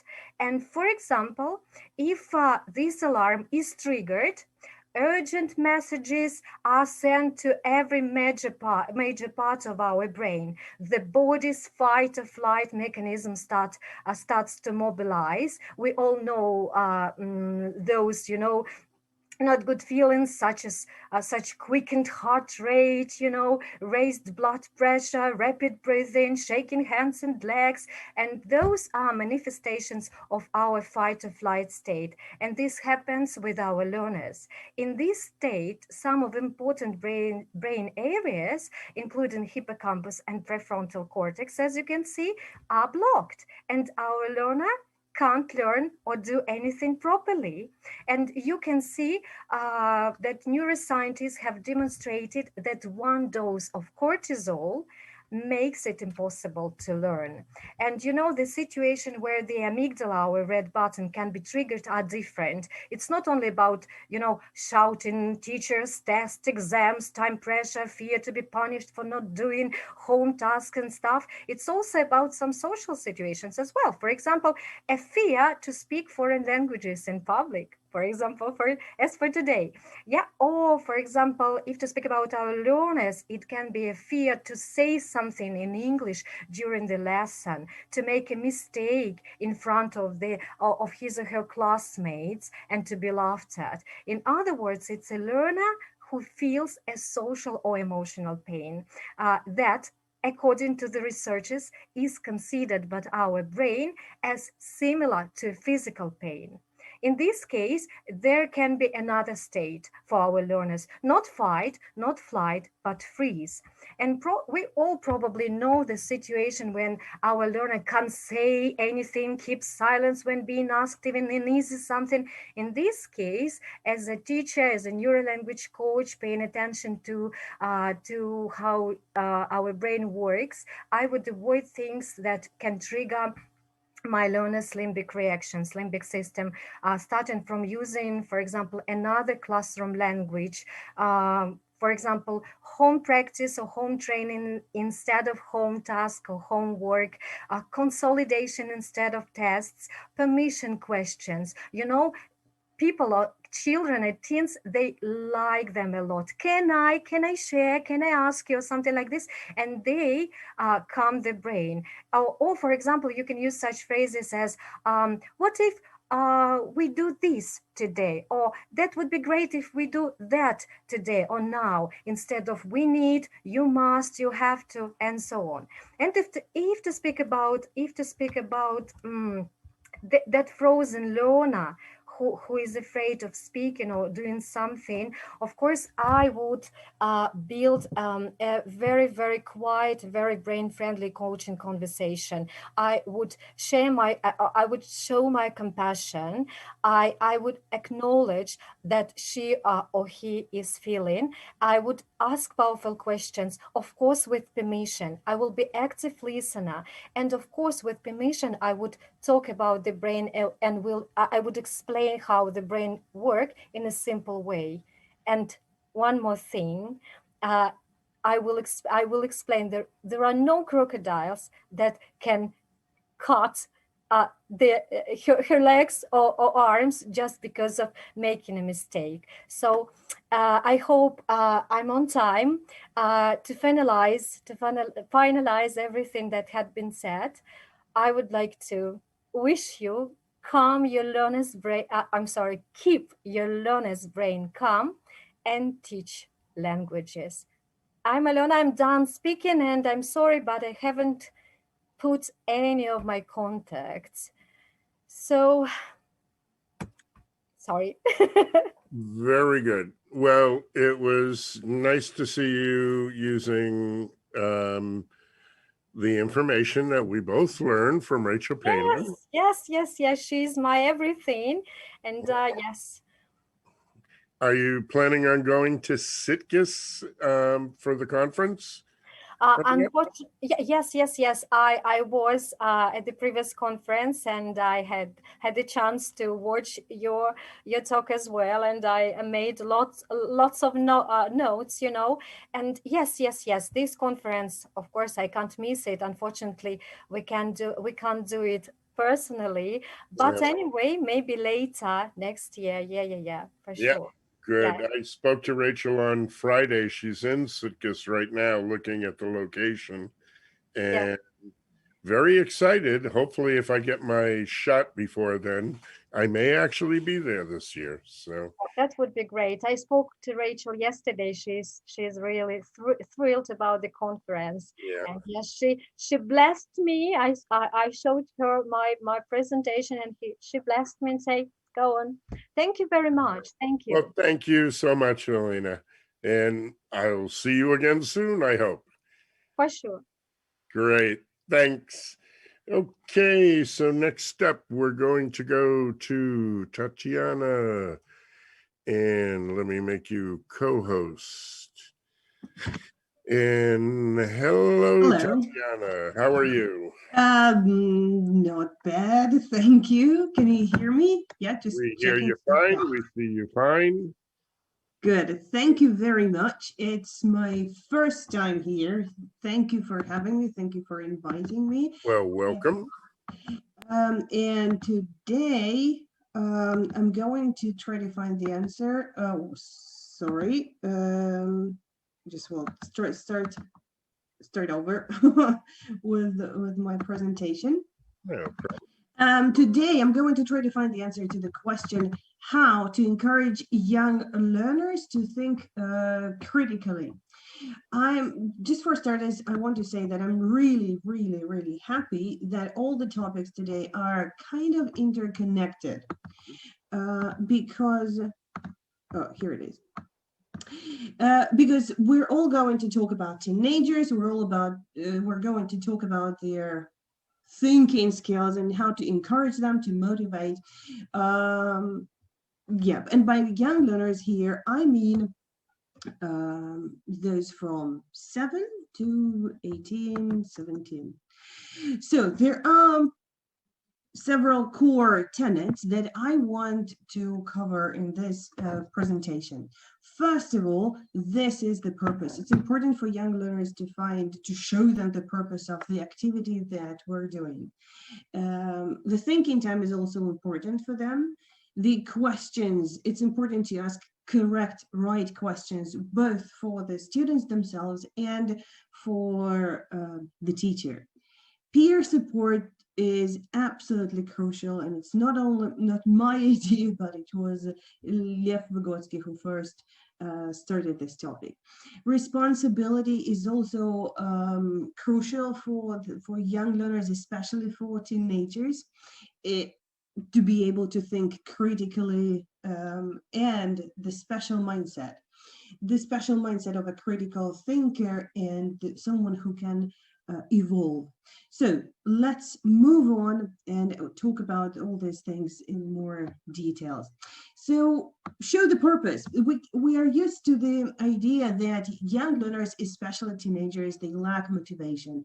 But in fact, I suppose that what they really lack is the willingness to do something that they are not familiar with, something that they do not understand what's in it for them, for their personal well-being, how it is connected with them. Here you can see a photo from one of my lessons. We read a text about food miles, which is the distance food makes from the moment of the production to the plates in our houses.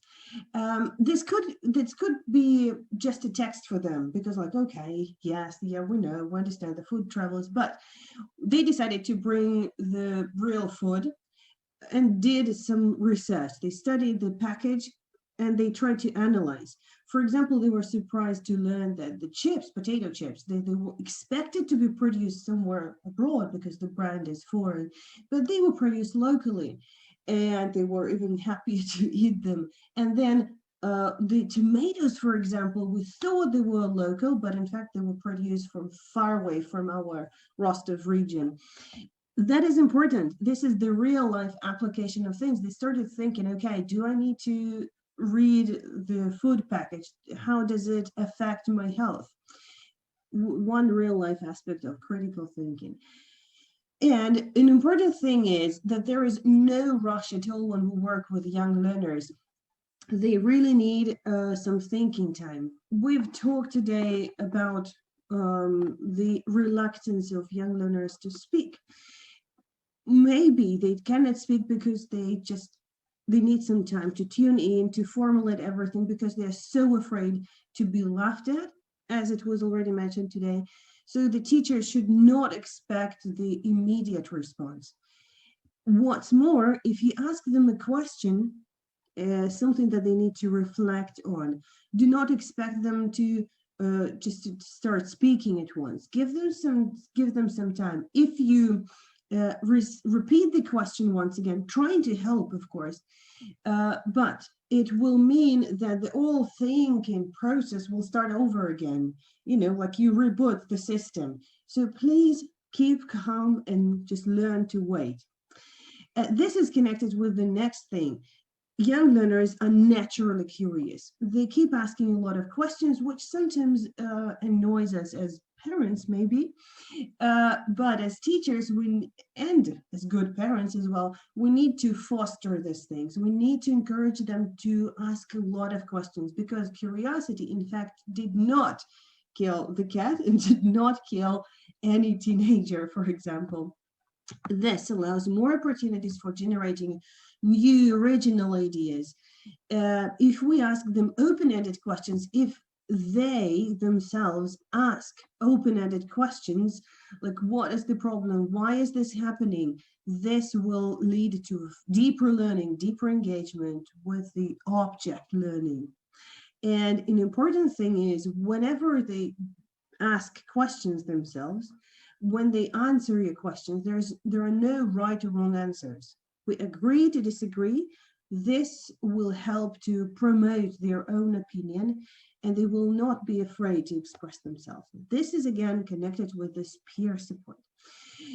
We know that the students develop well when they have the support of their peers, their zone of proximal development, and so on. But I wanted to introduce this idea of press F to respect. All our young learners play video games, and there's this rule that they all follow 100%. If you want to show respect to somebody in a game, you should press F. This is the rule that I try to apply in my classroom. They all accept each other's opinions. They do not literally press F, but they demonstrate the respect.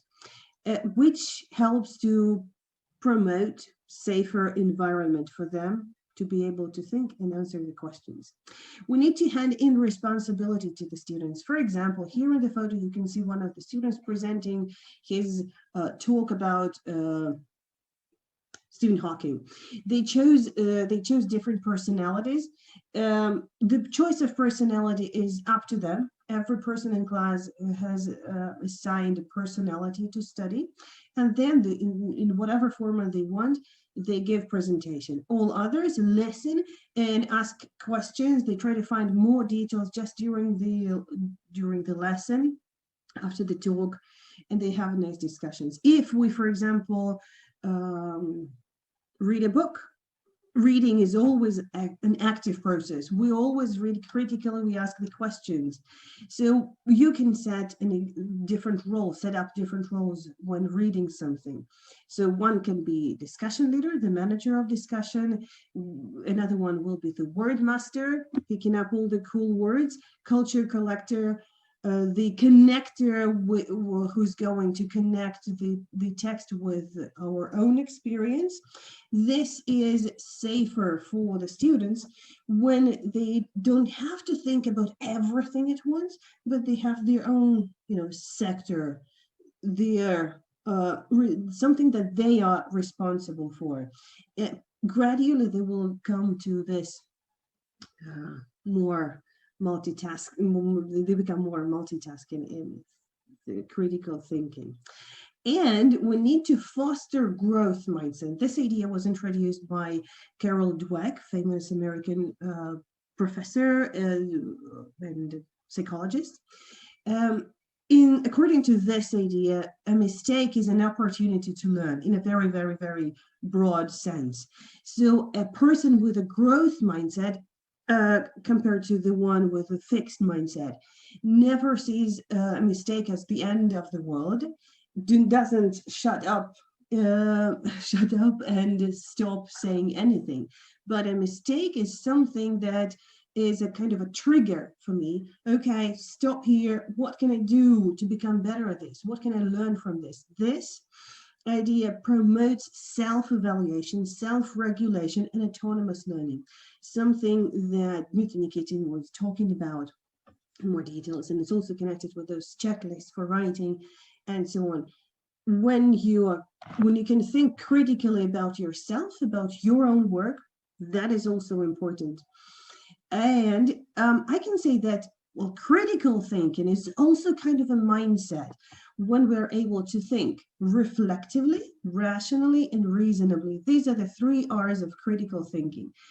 Thinking reflectively actually means to be able to toss and turn one idea in your brain, to think about it from every angle, to be able to ask questions like why, what if, and what does that mean to me, to all other people. Thinking rationally means to try to find some good arguments, to be able to accept the arguments that are there. And being able to think reasonably means to be able to think, like bias free, without any prejudice. Only reason, cold reason, helps you to think about that. I think that is everything I wanted to say. Here is my 10th slide with my contacts. Feel free to contact me. Critical thinking is one of my favorite topics, and I could talk about it 10 hours, but 10 minutes is a challenge to talk about that. Well, when we do EFLtalks 10 hours, I'll know who to invite. Okay, thank you very much. I will be waiting for that. That was great. And, there's two great points that, I talk about this myself in my talks. The whole idea of there is no wrong answer. Teenagers, we were all teenagers. We had stupid opinions too. The point is they're developing their voice, and right or wrong with what they're saying, they need the freedom to be able to be allowed to say it. And, you're not there to win an argument. You're there to teach them English. And, I really love the idea of letting them make the choices and buying in on ownership of whatever the project is, because you'll be a lot more successful if you let them have ownership. So that was wonderful. Thank you very much. Yeah, Well, so ask good questions. Thank you. Great, thanks. Bye now. So next up, we go to Elena, and let me make you a co-host. And you couldn't resist Trendy English Games. How are you? Okay, I'm fine, thank you. And today I'm not going to talk about games. I'm going just to share my experience of an online teacher and what I've learned. Okay. All right. Well, going to, present mode. Okay. So you know the drill. You've been here as often as I have. So 10 but minutes. it's always a challenge. And I feel well, I'm a little bit nervous right now. Yeah, it's just my heart is beating. Yeah. It's me. I have that effect on you. I know. Okay, yeah, probably. All right. Take it away, Elena. Thanks. Okay, thank you. So I can start now. So my name is Elena Peresada, and I started teaching English in 1998. So I think that I'm an experienced English teacher, and I know how to handle and how to deal with any situation in the classroom. Well, actually, this is what I thought before March 2020. And then when we all had to go online, I just faced a lot of new problems and challenges and difficulties, just as many of us did.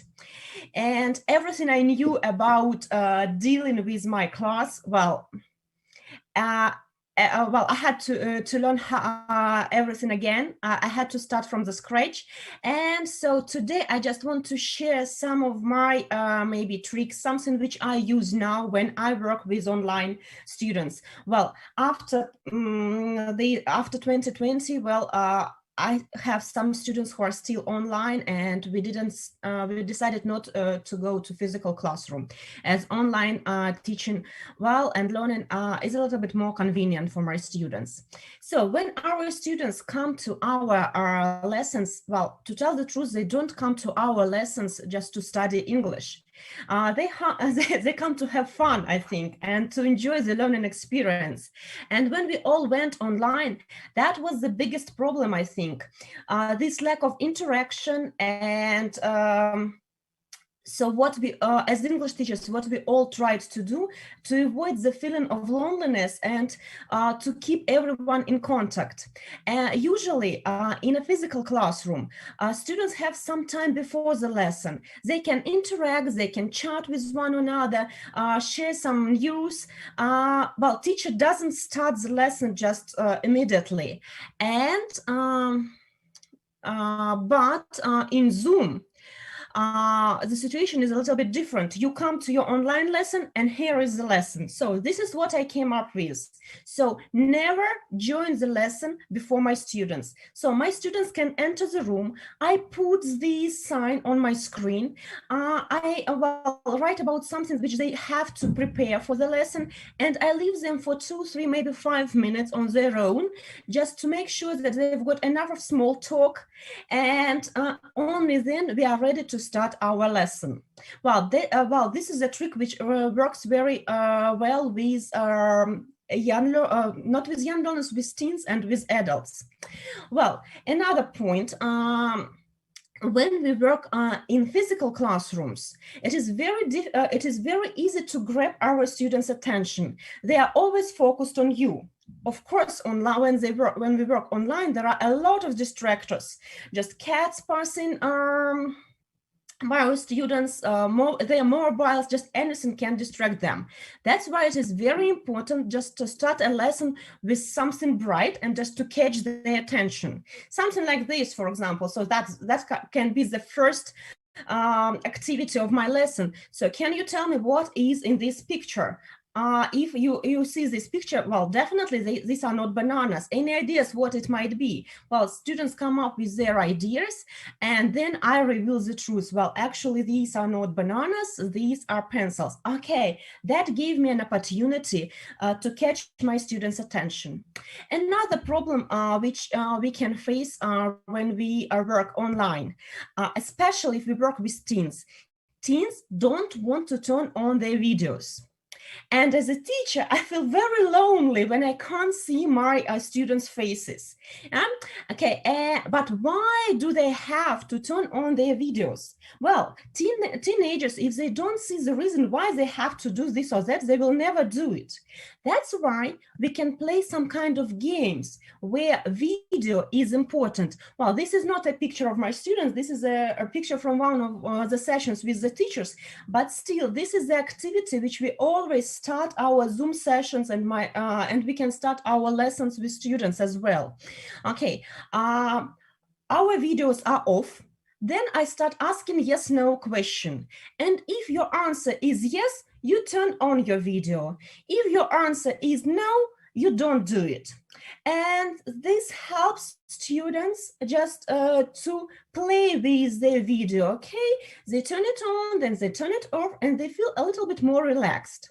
Or we can play a game which is called Never Have I, when you show 5 fingers and then you say an activity which you've never done in your life. But if somebody in the group has done it, that person has just to do it like this and just to put cat. So what's the English for it? Yeah, just okay, to do it like this, like on my video.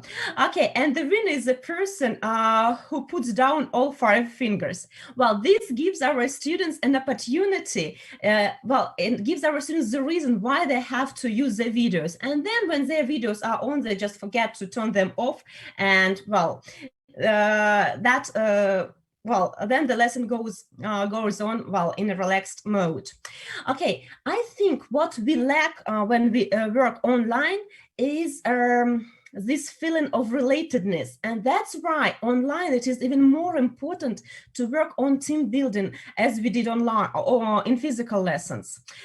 So what else can help us as online teachers to produce this oxytocin in our students and just to build this feeling of relatedness? We can discuss some common things which we have together with our students. We can share a meal. It's when you eat with somebody, you feel that you are getting closer and closer to this person.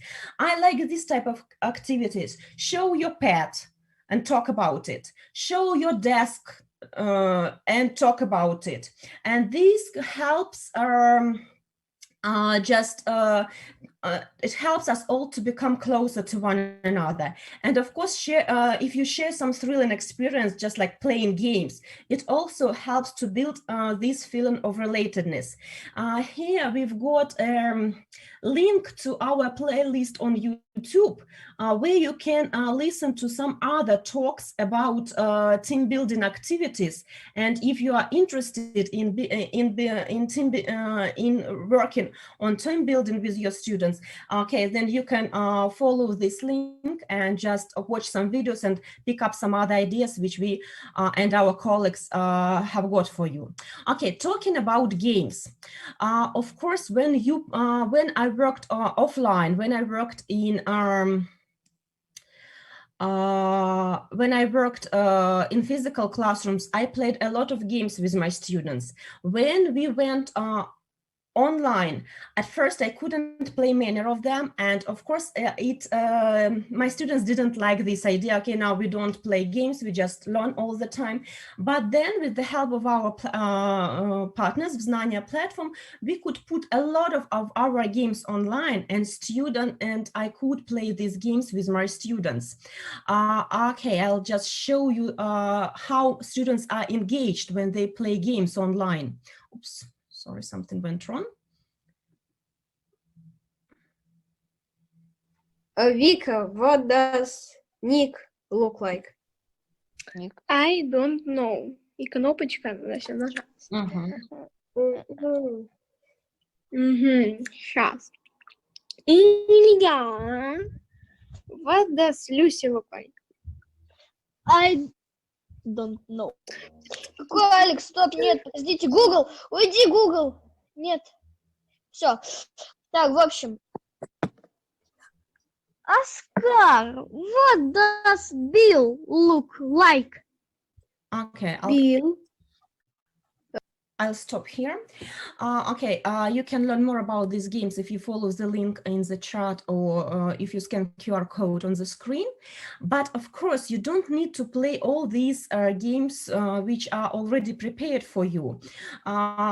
If you use PowerPoint or Jamboard, you can also invent a lot of, or you can adjust a lot of games from physical classroom to your online lessons. When I work with young learners and when I teach them how to read, I can use just this game. So when I hide the picture and I ask my students to read the word, and then we check if what they read, if it is correct.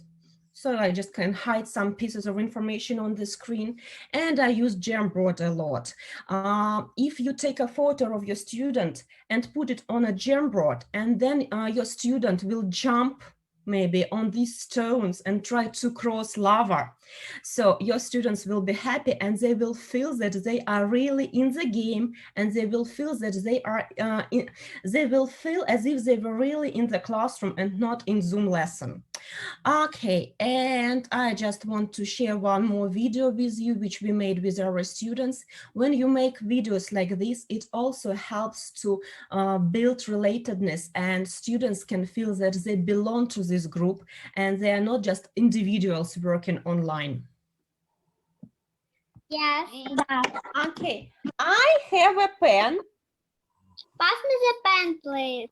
Here you are. Thank you. Pass me the pen, please. Ее. Thank you. Петя, pass me the pen, please. Here. Thank you. Leah, pass me the pen, please. Here. Thank you. Okay, just to finish my talk, I'd like to say that when we work online, it doesn't matter. Well, I mean, the knowledge of different tools and techniques is very important. But the first thing to think about this is team building activities and building this relatedness in our classroom. Because online, all the problems which we can face, well, the reason for many of them is loneliness of our students. Okay, thank you. That's it. A little over 10, but I gave it to you. Oh, really? Was it more than? That's okay. It was great. Thank you so much. It's always a pleasure to have you here. Okay, thank you, Rob. Okay, we'll see you soon. And next up, we go to the boss man. Come on in, boss man. He's Okay, my hello. boss. Yeah, hello everyone. Hello. So thank you, Ron, thank you, Rob, for this moderation and for your very insightful comments. Right. So it's a nice bunch of people we've collected today, and I suppose their talks are absolutely different, but I believe they have something in common, and they touch upon different issues related to teaching. So in my talk today, I'd like to speak about creativity. Okay, I'm going to share the screen. Okay, so my name is Evgeny Usachov, and I'm a Trendy person. Yeah, actually, I develop Trendy English community with Yelena and some other team members. At the same time, I'm a teacher, and I work for the Moscow International Academy, a teacher training department, where we teach trainers, and I also conduct lessons with adults and teens.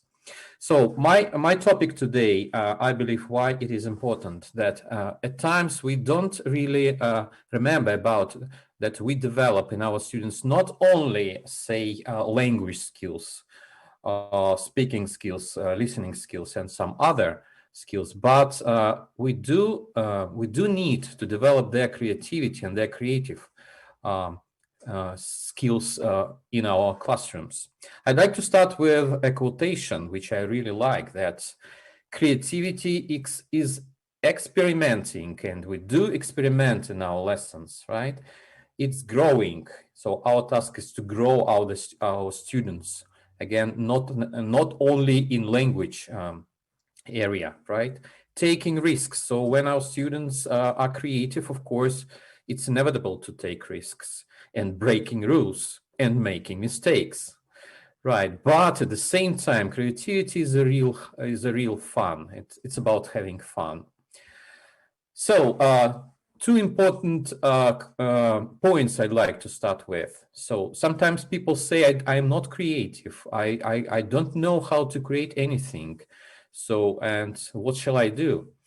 So these 2 points are vital, I believe, in creativity development. First of all, creativity is about wanting to be creative. So the first idea, we need to create such an environment in which our students do want to be creative. Okay, and the second point, which is also crucial, is creativity is a decision one makes.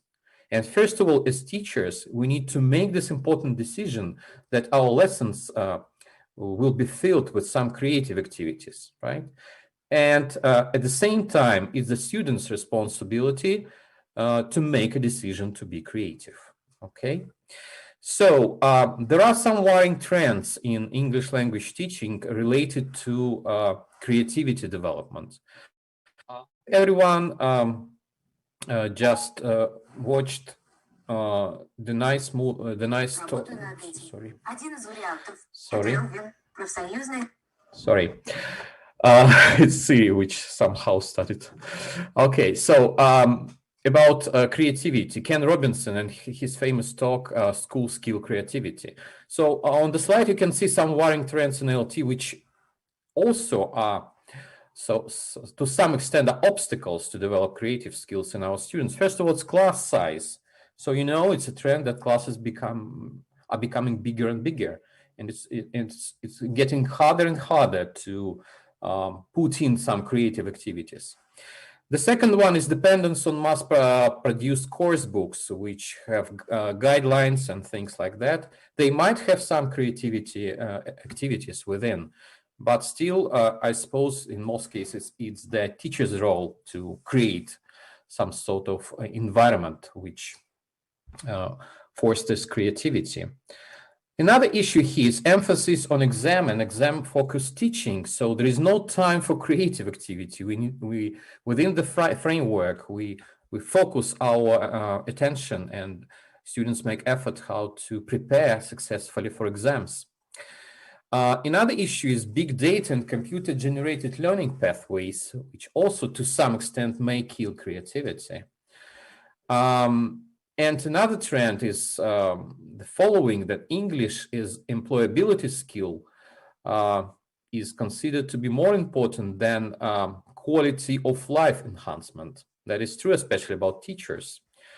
And last but not least, over-dependence to some extent on technology, right? So we are facing these trends and we need to find the right solution to that.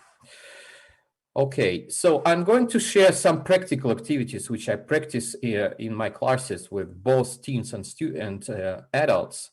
Just, they are not regular, I would say, but from time to time try to fill in an activity like this into the class and make my students be creative just for a while. But I'm convinced that it's important for the sake of their emotional intelligence development, such as an activity you see on the slide. Take a minute to check how you're feeling. Yeah, first of all, they need to concentrate on their feelings.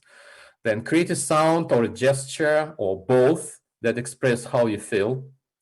And then they have to go into pairs and share a sound and gesture.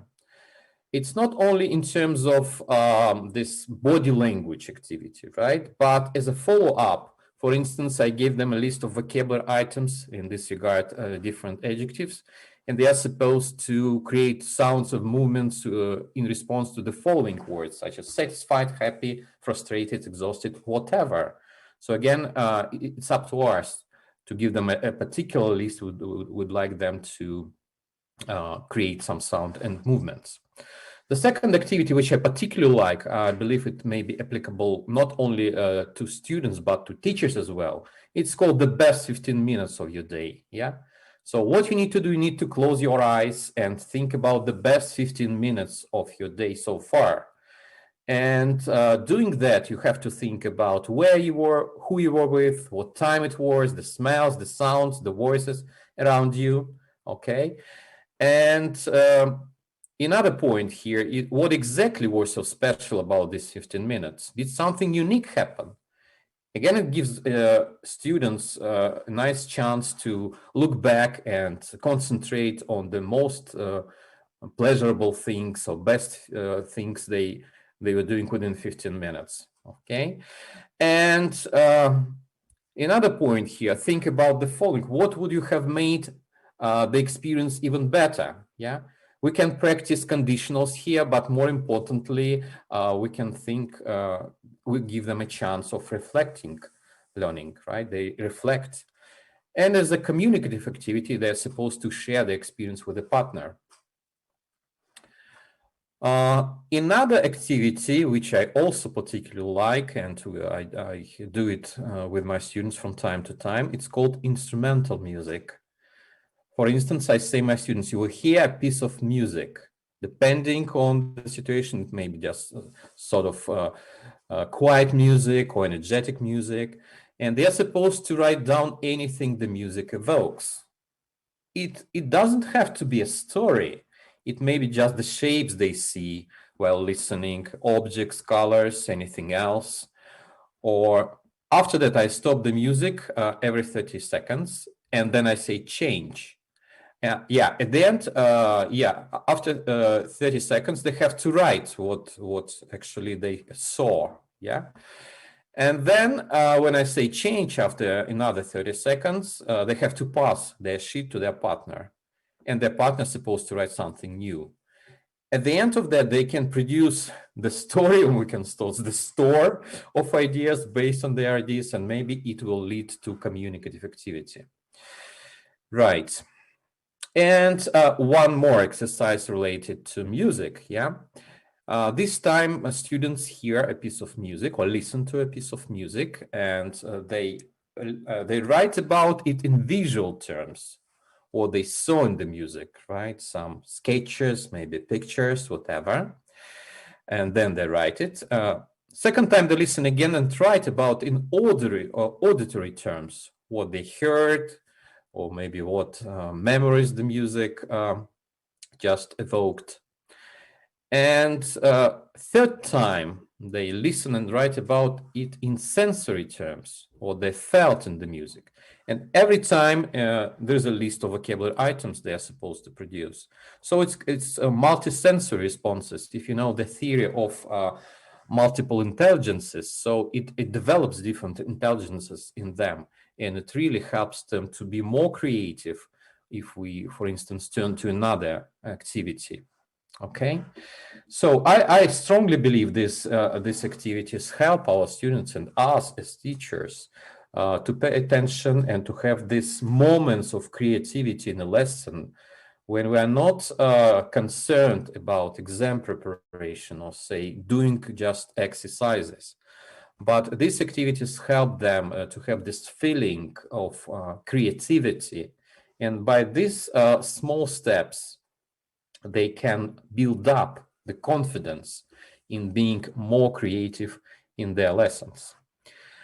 So I'd like to share a few books which I have taken some ideas from. The first one is Being Creative by Delta Publishing, and it's Chess Police book. Actually, it has lots and lots of practical activities. So, and some others like Imagine That. It's about mental imagery in the EFL classroom, or English Through Drama. Again, they are creative activities for in this regard for inclusive ELT classes, as well as John Hughes's book Critical Thinking in ELT and Ellen Masley's 50 Creative Ideas. So, dear colleagues, thank you very much for your listening. My contacts are here. So as I said earlier, I work for the Moscow International Academy as a teacher training department head. And I'm also a Trendy English business development head. And involves a lot of creativity, to be honest. I believe Yelena will prove that. Here are my contacts. I'm more than happy to share my ideas, or if you want to discuss issues like that. Actually, later on in a minute, we'll share with Rob a kind of new initiative. Yeah, so I'm open to any kind of discussion, cooperation, and thank Rob for having me today. I believe I won't be too long today. Okay. Nope, that was great as always. Thank you so much. Let me change our view here. And wonderful. Actually, I'm kind of curious. I don't know if you know the answer to this, but with me growing up in the States and you being in Russia, what's the new attitude that's happening with assessment in Russia overall? Are they lightening up at all? Oh, it's a big issue, to be honest. We have the Russian state exam, which is being reconsidered this time, I believe. It is supposed to be made more difficult. So, the ministry, or it's not the ministry, it's just the department, which is, or institute, it's called FIPI, which is so kind of Institute of Pedagogical Tests and Assessments.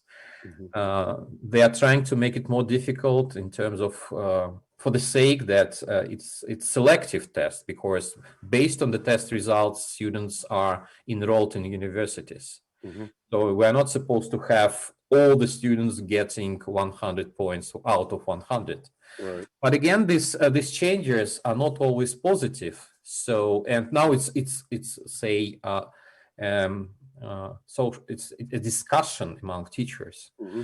So it's one thing. Another assessment which we had in year 9 of students, we had a so-called state exam, but the level was B1 because Russian national exam is B2 level, right? Actually, and the thing is, they just canceled it last year due to this pandemic situation. And after that, maybe there is no future for this exam. Yeah. And another big trend, of course, it's just international exams and Cambridge exams, which are still developing, right? And students in many situations take both. It's inevitable not to, they are supposed to take Russian state exam, but the format is, I would say, far from perfect, especially in terms of speaking. On the other hand, if they do Cambridge exams, it gives them necessary skills which may be vital for Russian national exam preparation. So, I suppose these two directions in which we are moving, say, improving Russian state exam and developing Cambridge exams, especially not developing, but using more and more Cambridge exams. Right, and for other exams, maybe they are not so popular, but still they are Pearson exams, Pearson tests, IELTS, and many other international exams. Yeah, very good. Yeah, it's a huge question, and it's been a huge problem being online. How can you fairly do assessment without cheating and everything else? So we'll see. I suppose there are some systems. I suppose you've heard about this. Let me think. So it's just special equipment or just software which you need proctoring. Yeah, you might have heard about that. Yeah. But there's so many easy ways to cheat. Still, yes. This and Pearson is doing a lot in say PT Academic. They have a special say department in Prosvещение. You know, it's a big publishing house, and they're supposed to launch it really soon. These are face-to-face, not face-to-face. They are live exams, I would say, but they are online exams. They are online, so you have to come to the building, do exam. Special equipment is ready. That's it. Yeah. And what is good, they are developing even not just typically grammar, use of English activities, which automatically check, but writing and speaking, procedures which are automated. Very good. Okay, great. Well, we have, you want to announce? Yeah. I suppose Elena will join me. Elena, will you, if she's here? Yeah, I think she ran away. Okay. Anyway, I'm going to share one slide. Just a second.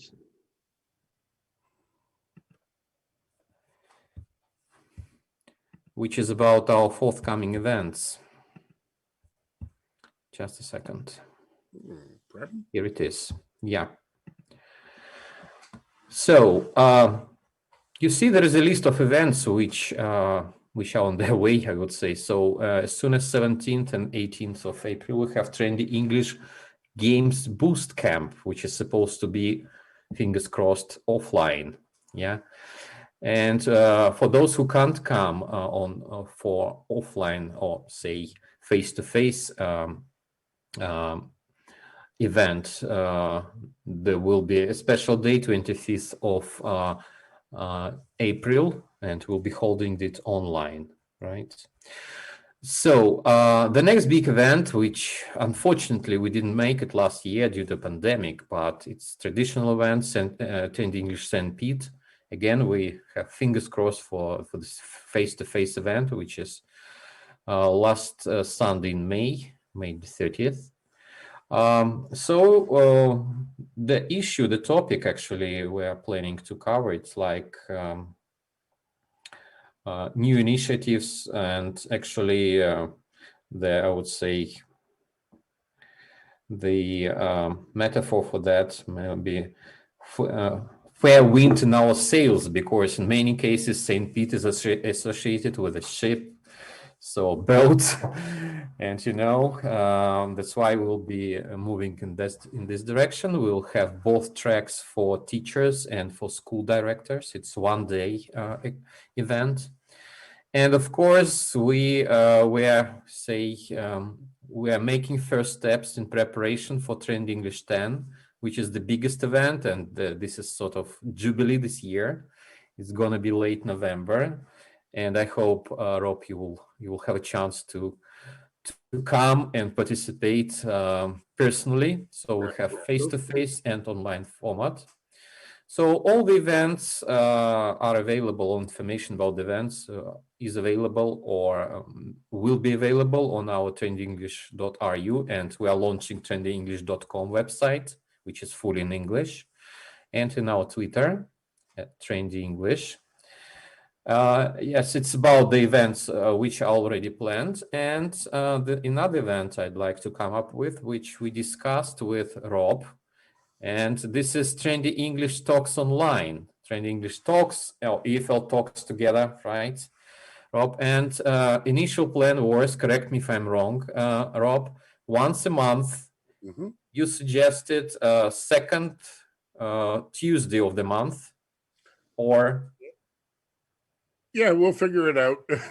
Yeah, okay. We need our first special guest first. I won't say who. I'm going to talk to somebody, but yeah, we'll come up with, one date that we'll regularly have, like second Tuesday of the month, so people can get in and, bring in guest speakers and open it up for discussions. Everybody's getting hot with Clubhouse these days. We're going to have a video Clubhouse. Yeah. We'll have the same rules I like in Clubhouse, I would say. Yeah. Yes, and give participants a chance to be on the stage and ask questions, share ideas. Yep. As in my understanding, Robert discussed it, the guest speaker is his talk is about, or her talk is about 30 minutes, right? And then this discussion session, which may last, say, 30 minutes, an hour. Totally, we have 2 hours in mind, if I'm not mistaken, right? Yeah. And we'll play it by ear, but I'm excited, and we have a whole world of speakers to bring in, and that's the beauty of online. And we can get different outlooks from all over the world, because really, when we're talking about this, we're talking about English everywhere and international English. So let's bring in international community together, and we hope you all join us. Yeah. And get involved. Yeah. In terms of the topic to be selected, we may arrange it like so, a poll which topics are important. Yeah. For instance, you can vote for the topic you'd like to be covered. Right. And the main idea, it's a absolutely free event. Yeah. And I think the rule is no recording. Rob, what do you think? No recording. No recording. No recording. Yeah. You have to be live. Yes, you have to be online live. Right. Yeah, this is it. We hope that everybody comes, turns on their microphone, turns on their camera, and the more people we get, we can break into break rooms and everything else. So, give everybody a chance to voice their opinion. I know the biggest thing that we miss by being face to face is be able to have a discussion after a talk. And it's great for networking. It's great for sharing ideas. It's great for meeting new friends, meeting old friends. So come along. We'll be announcing it soon. Yeah. Okay. Great. So, as always, thank you so much. I want to thank all the amazing speakers. Thank you Yeah. for taking all the talks were amazing. Yeah, true. And thanks to everybody who's been watching on YouTube. Thanks to all of you who will be watching the recordings afterwards. And as always, help us spread the word. Trendy is a great partner. We enjoy working together, and I really enjoy working in Russia. I just wish I could get there for cheaper. Yeah. And, so I'm trying to take a DNA blood test to prove that I'm your cousin, you Jeffrey. So then I can get a cheaper visa. But Okay. yeah, it's thanks again for everyone. Thanks for organizing this. And as always, give me your ideas. Anybody interested? We love doing EFL talks. We have some more we're planning for the near future, but I have lots of free Sundays available. So if you'd like to do an EFL talk, if you have an idea, get in touch. And we hope to see you at the next one. So thanks again, everybody. Thank you. Thank you, Rob. Thank you. Thank you very much. Thank you. Bye now.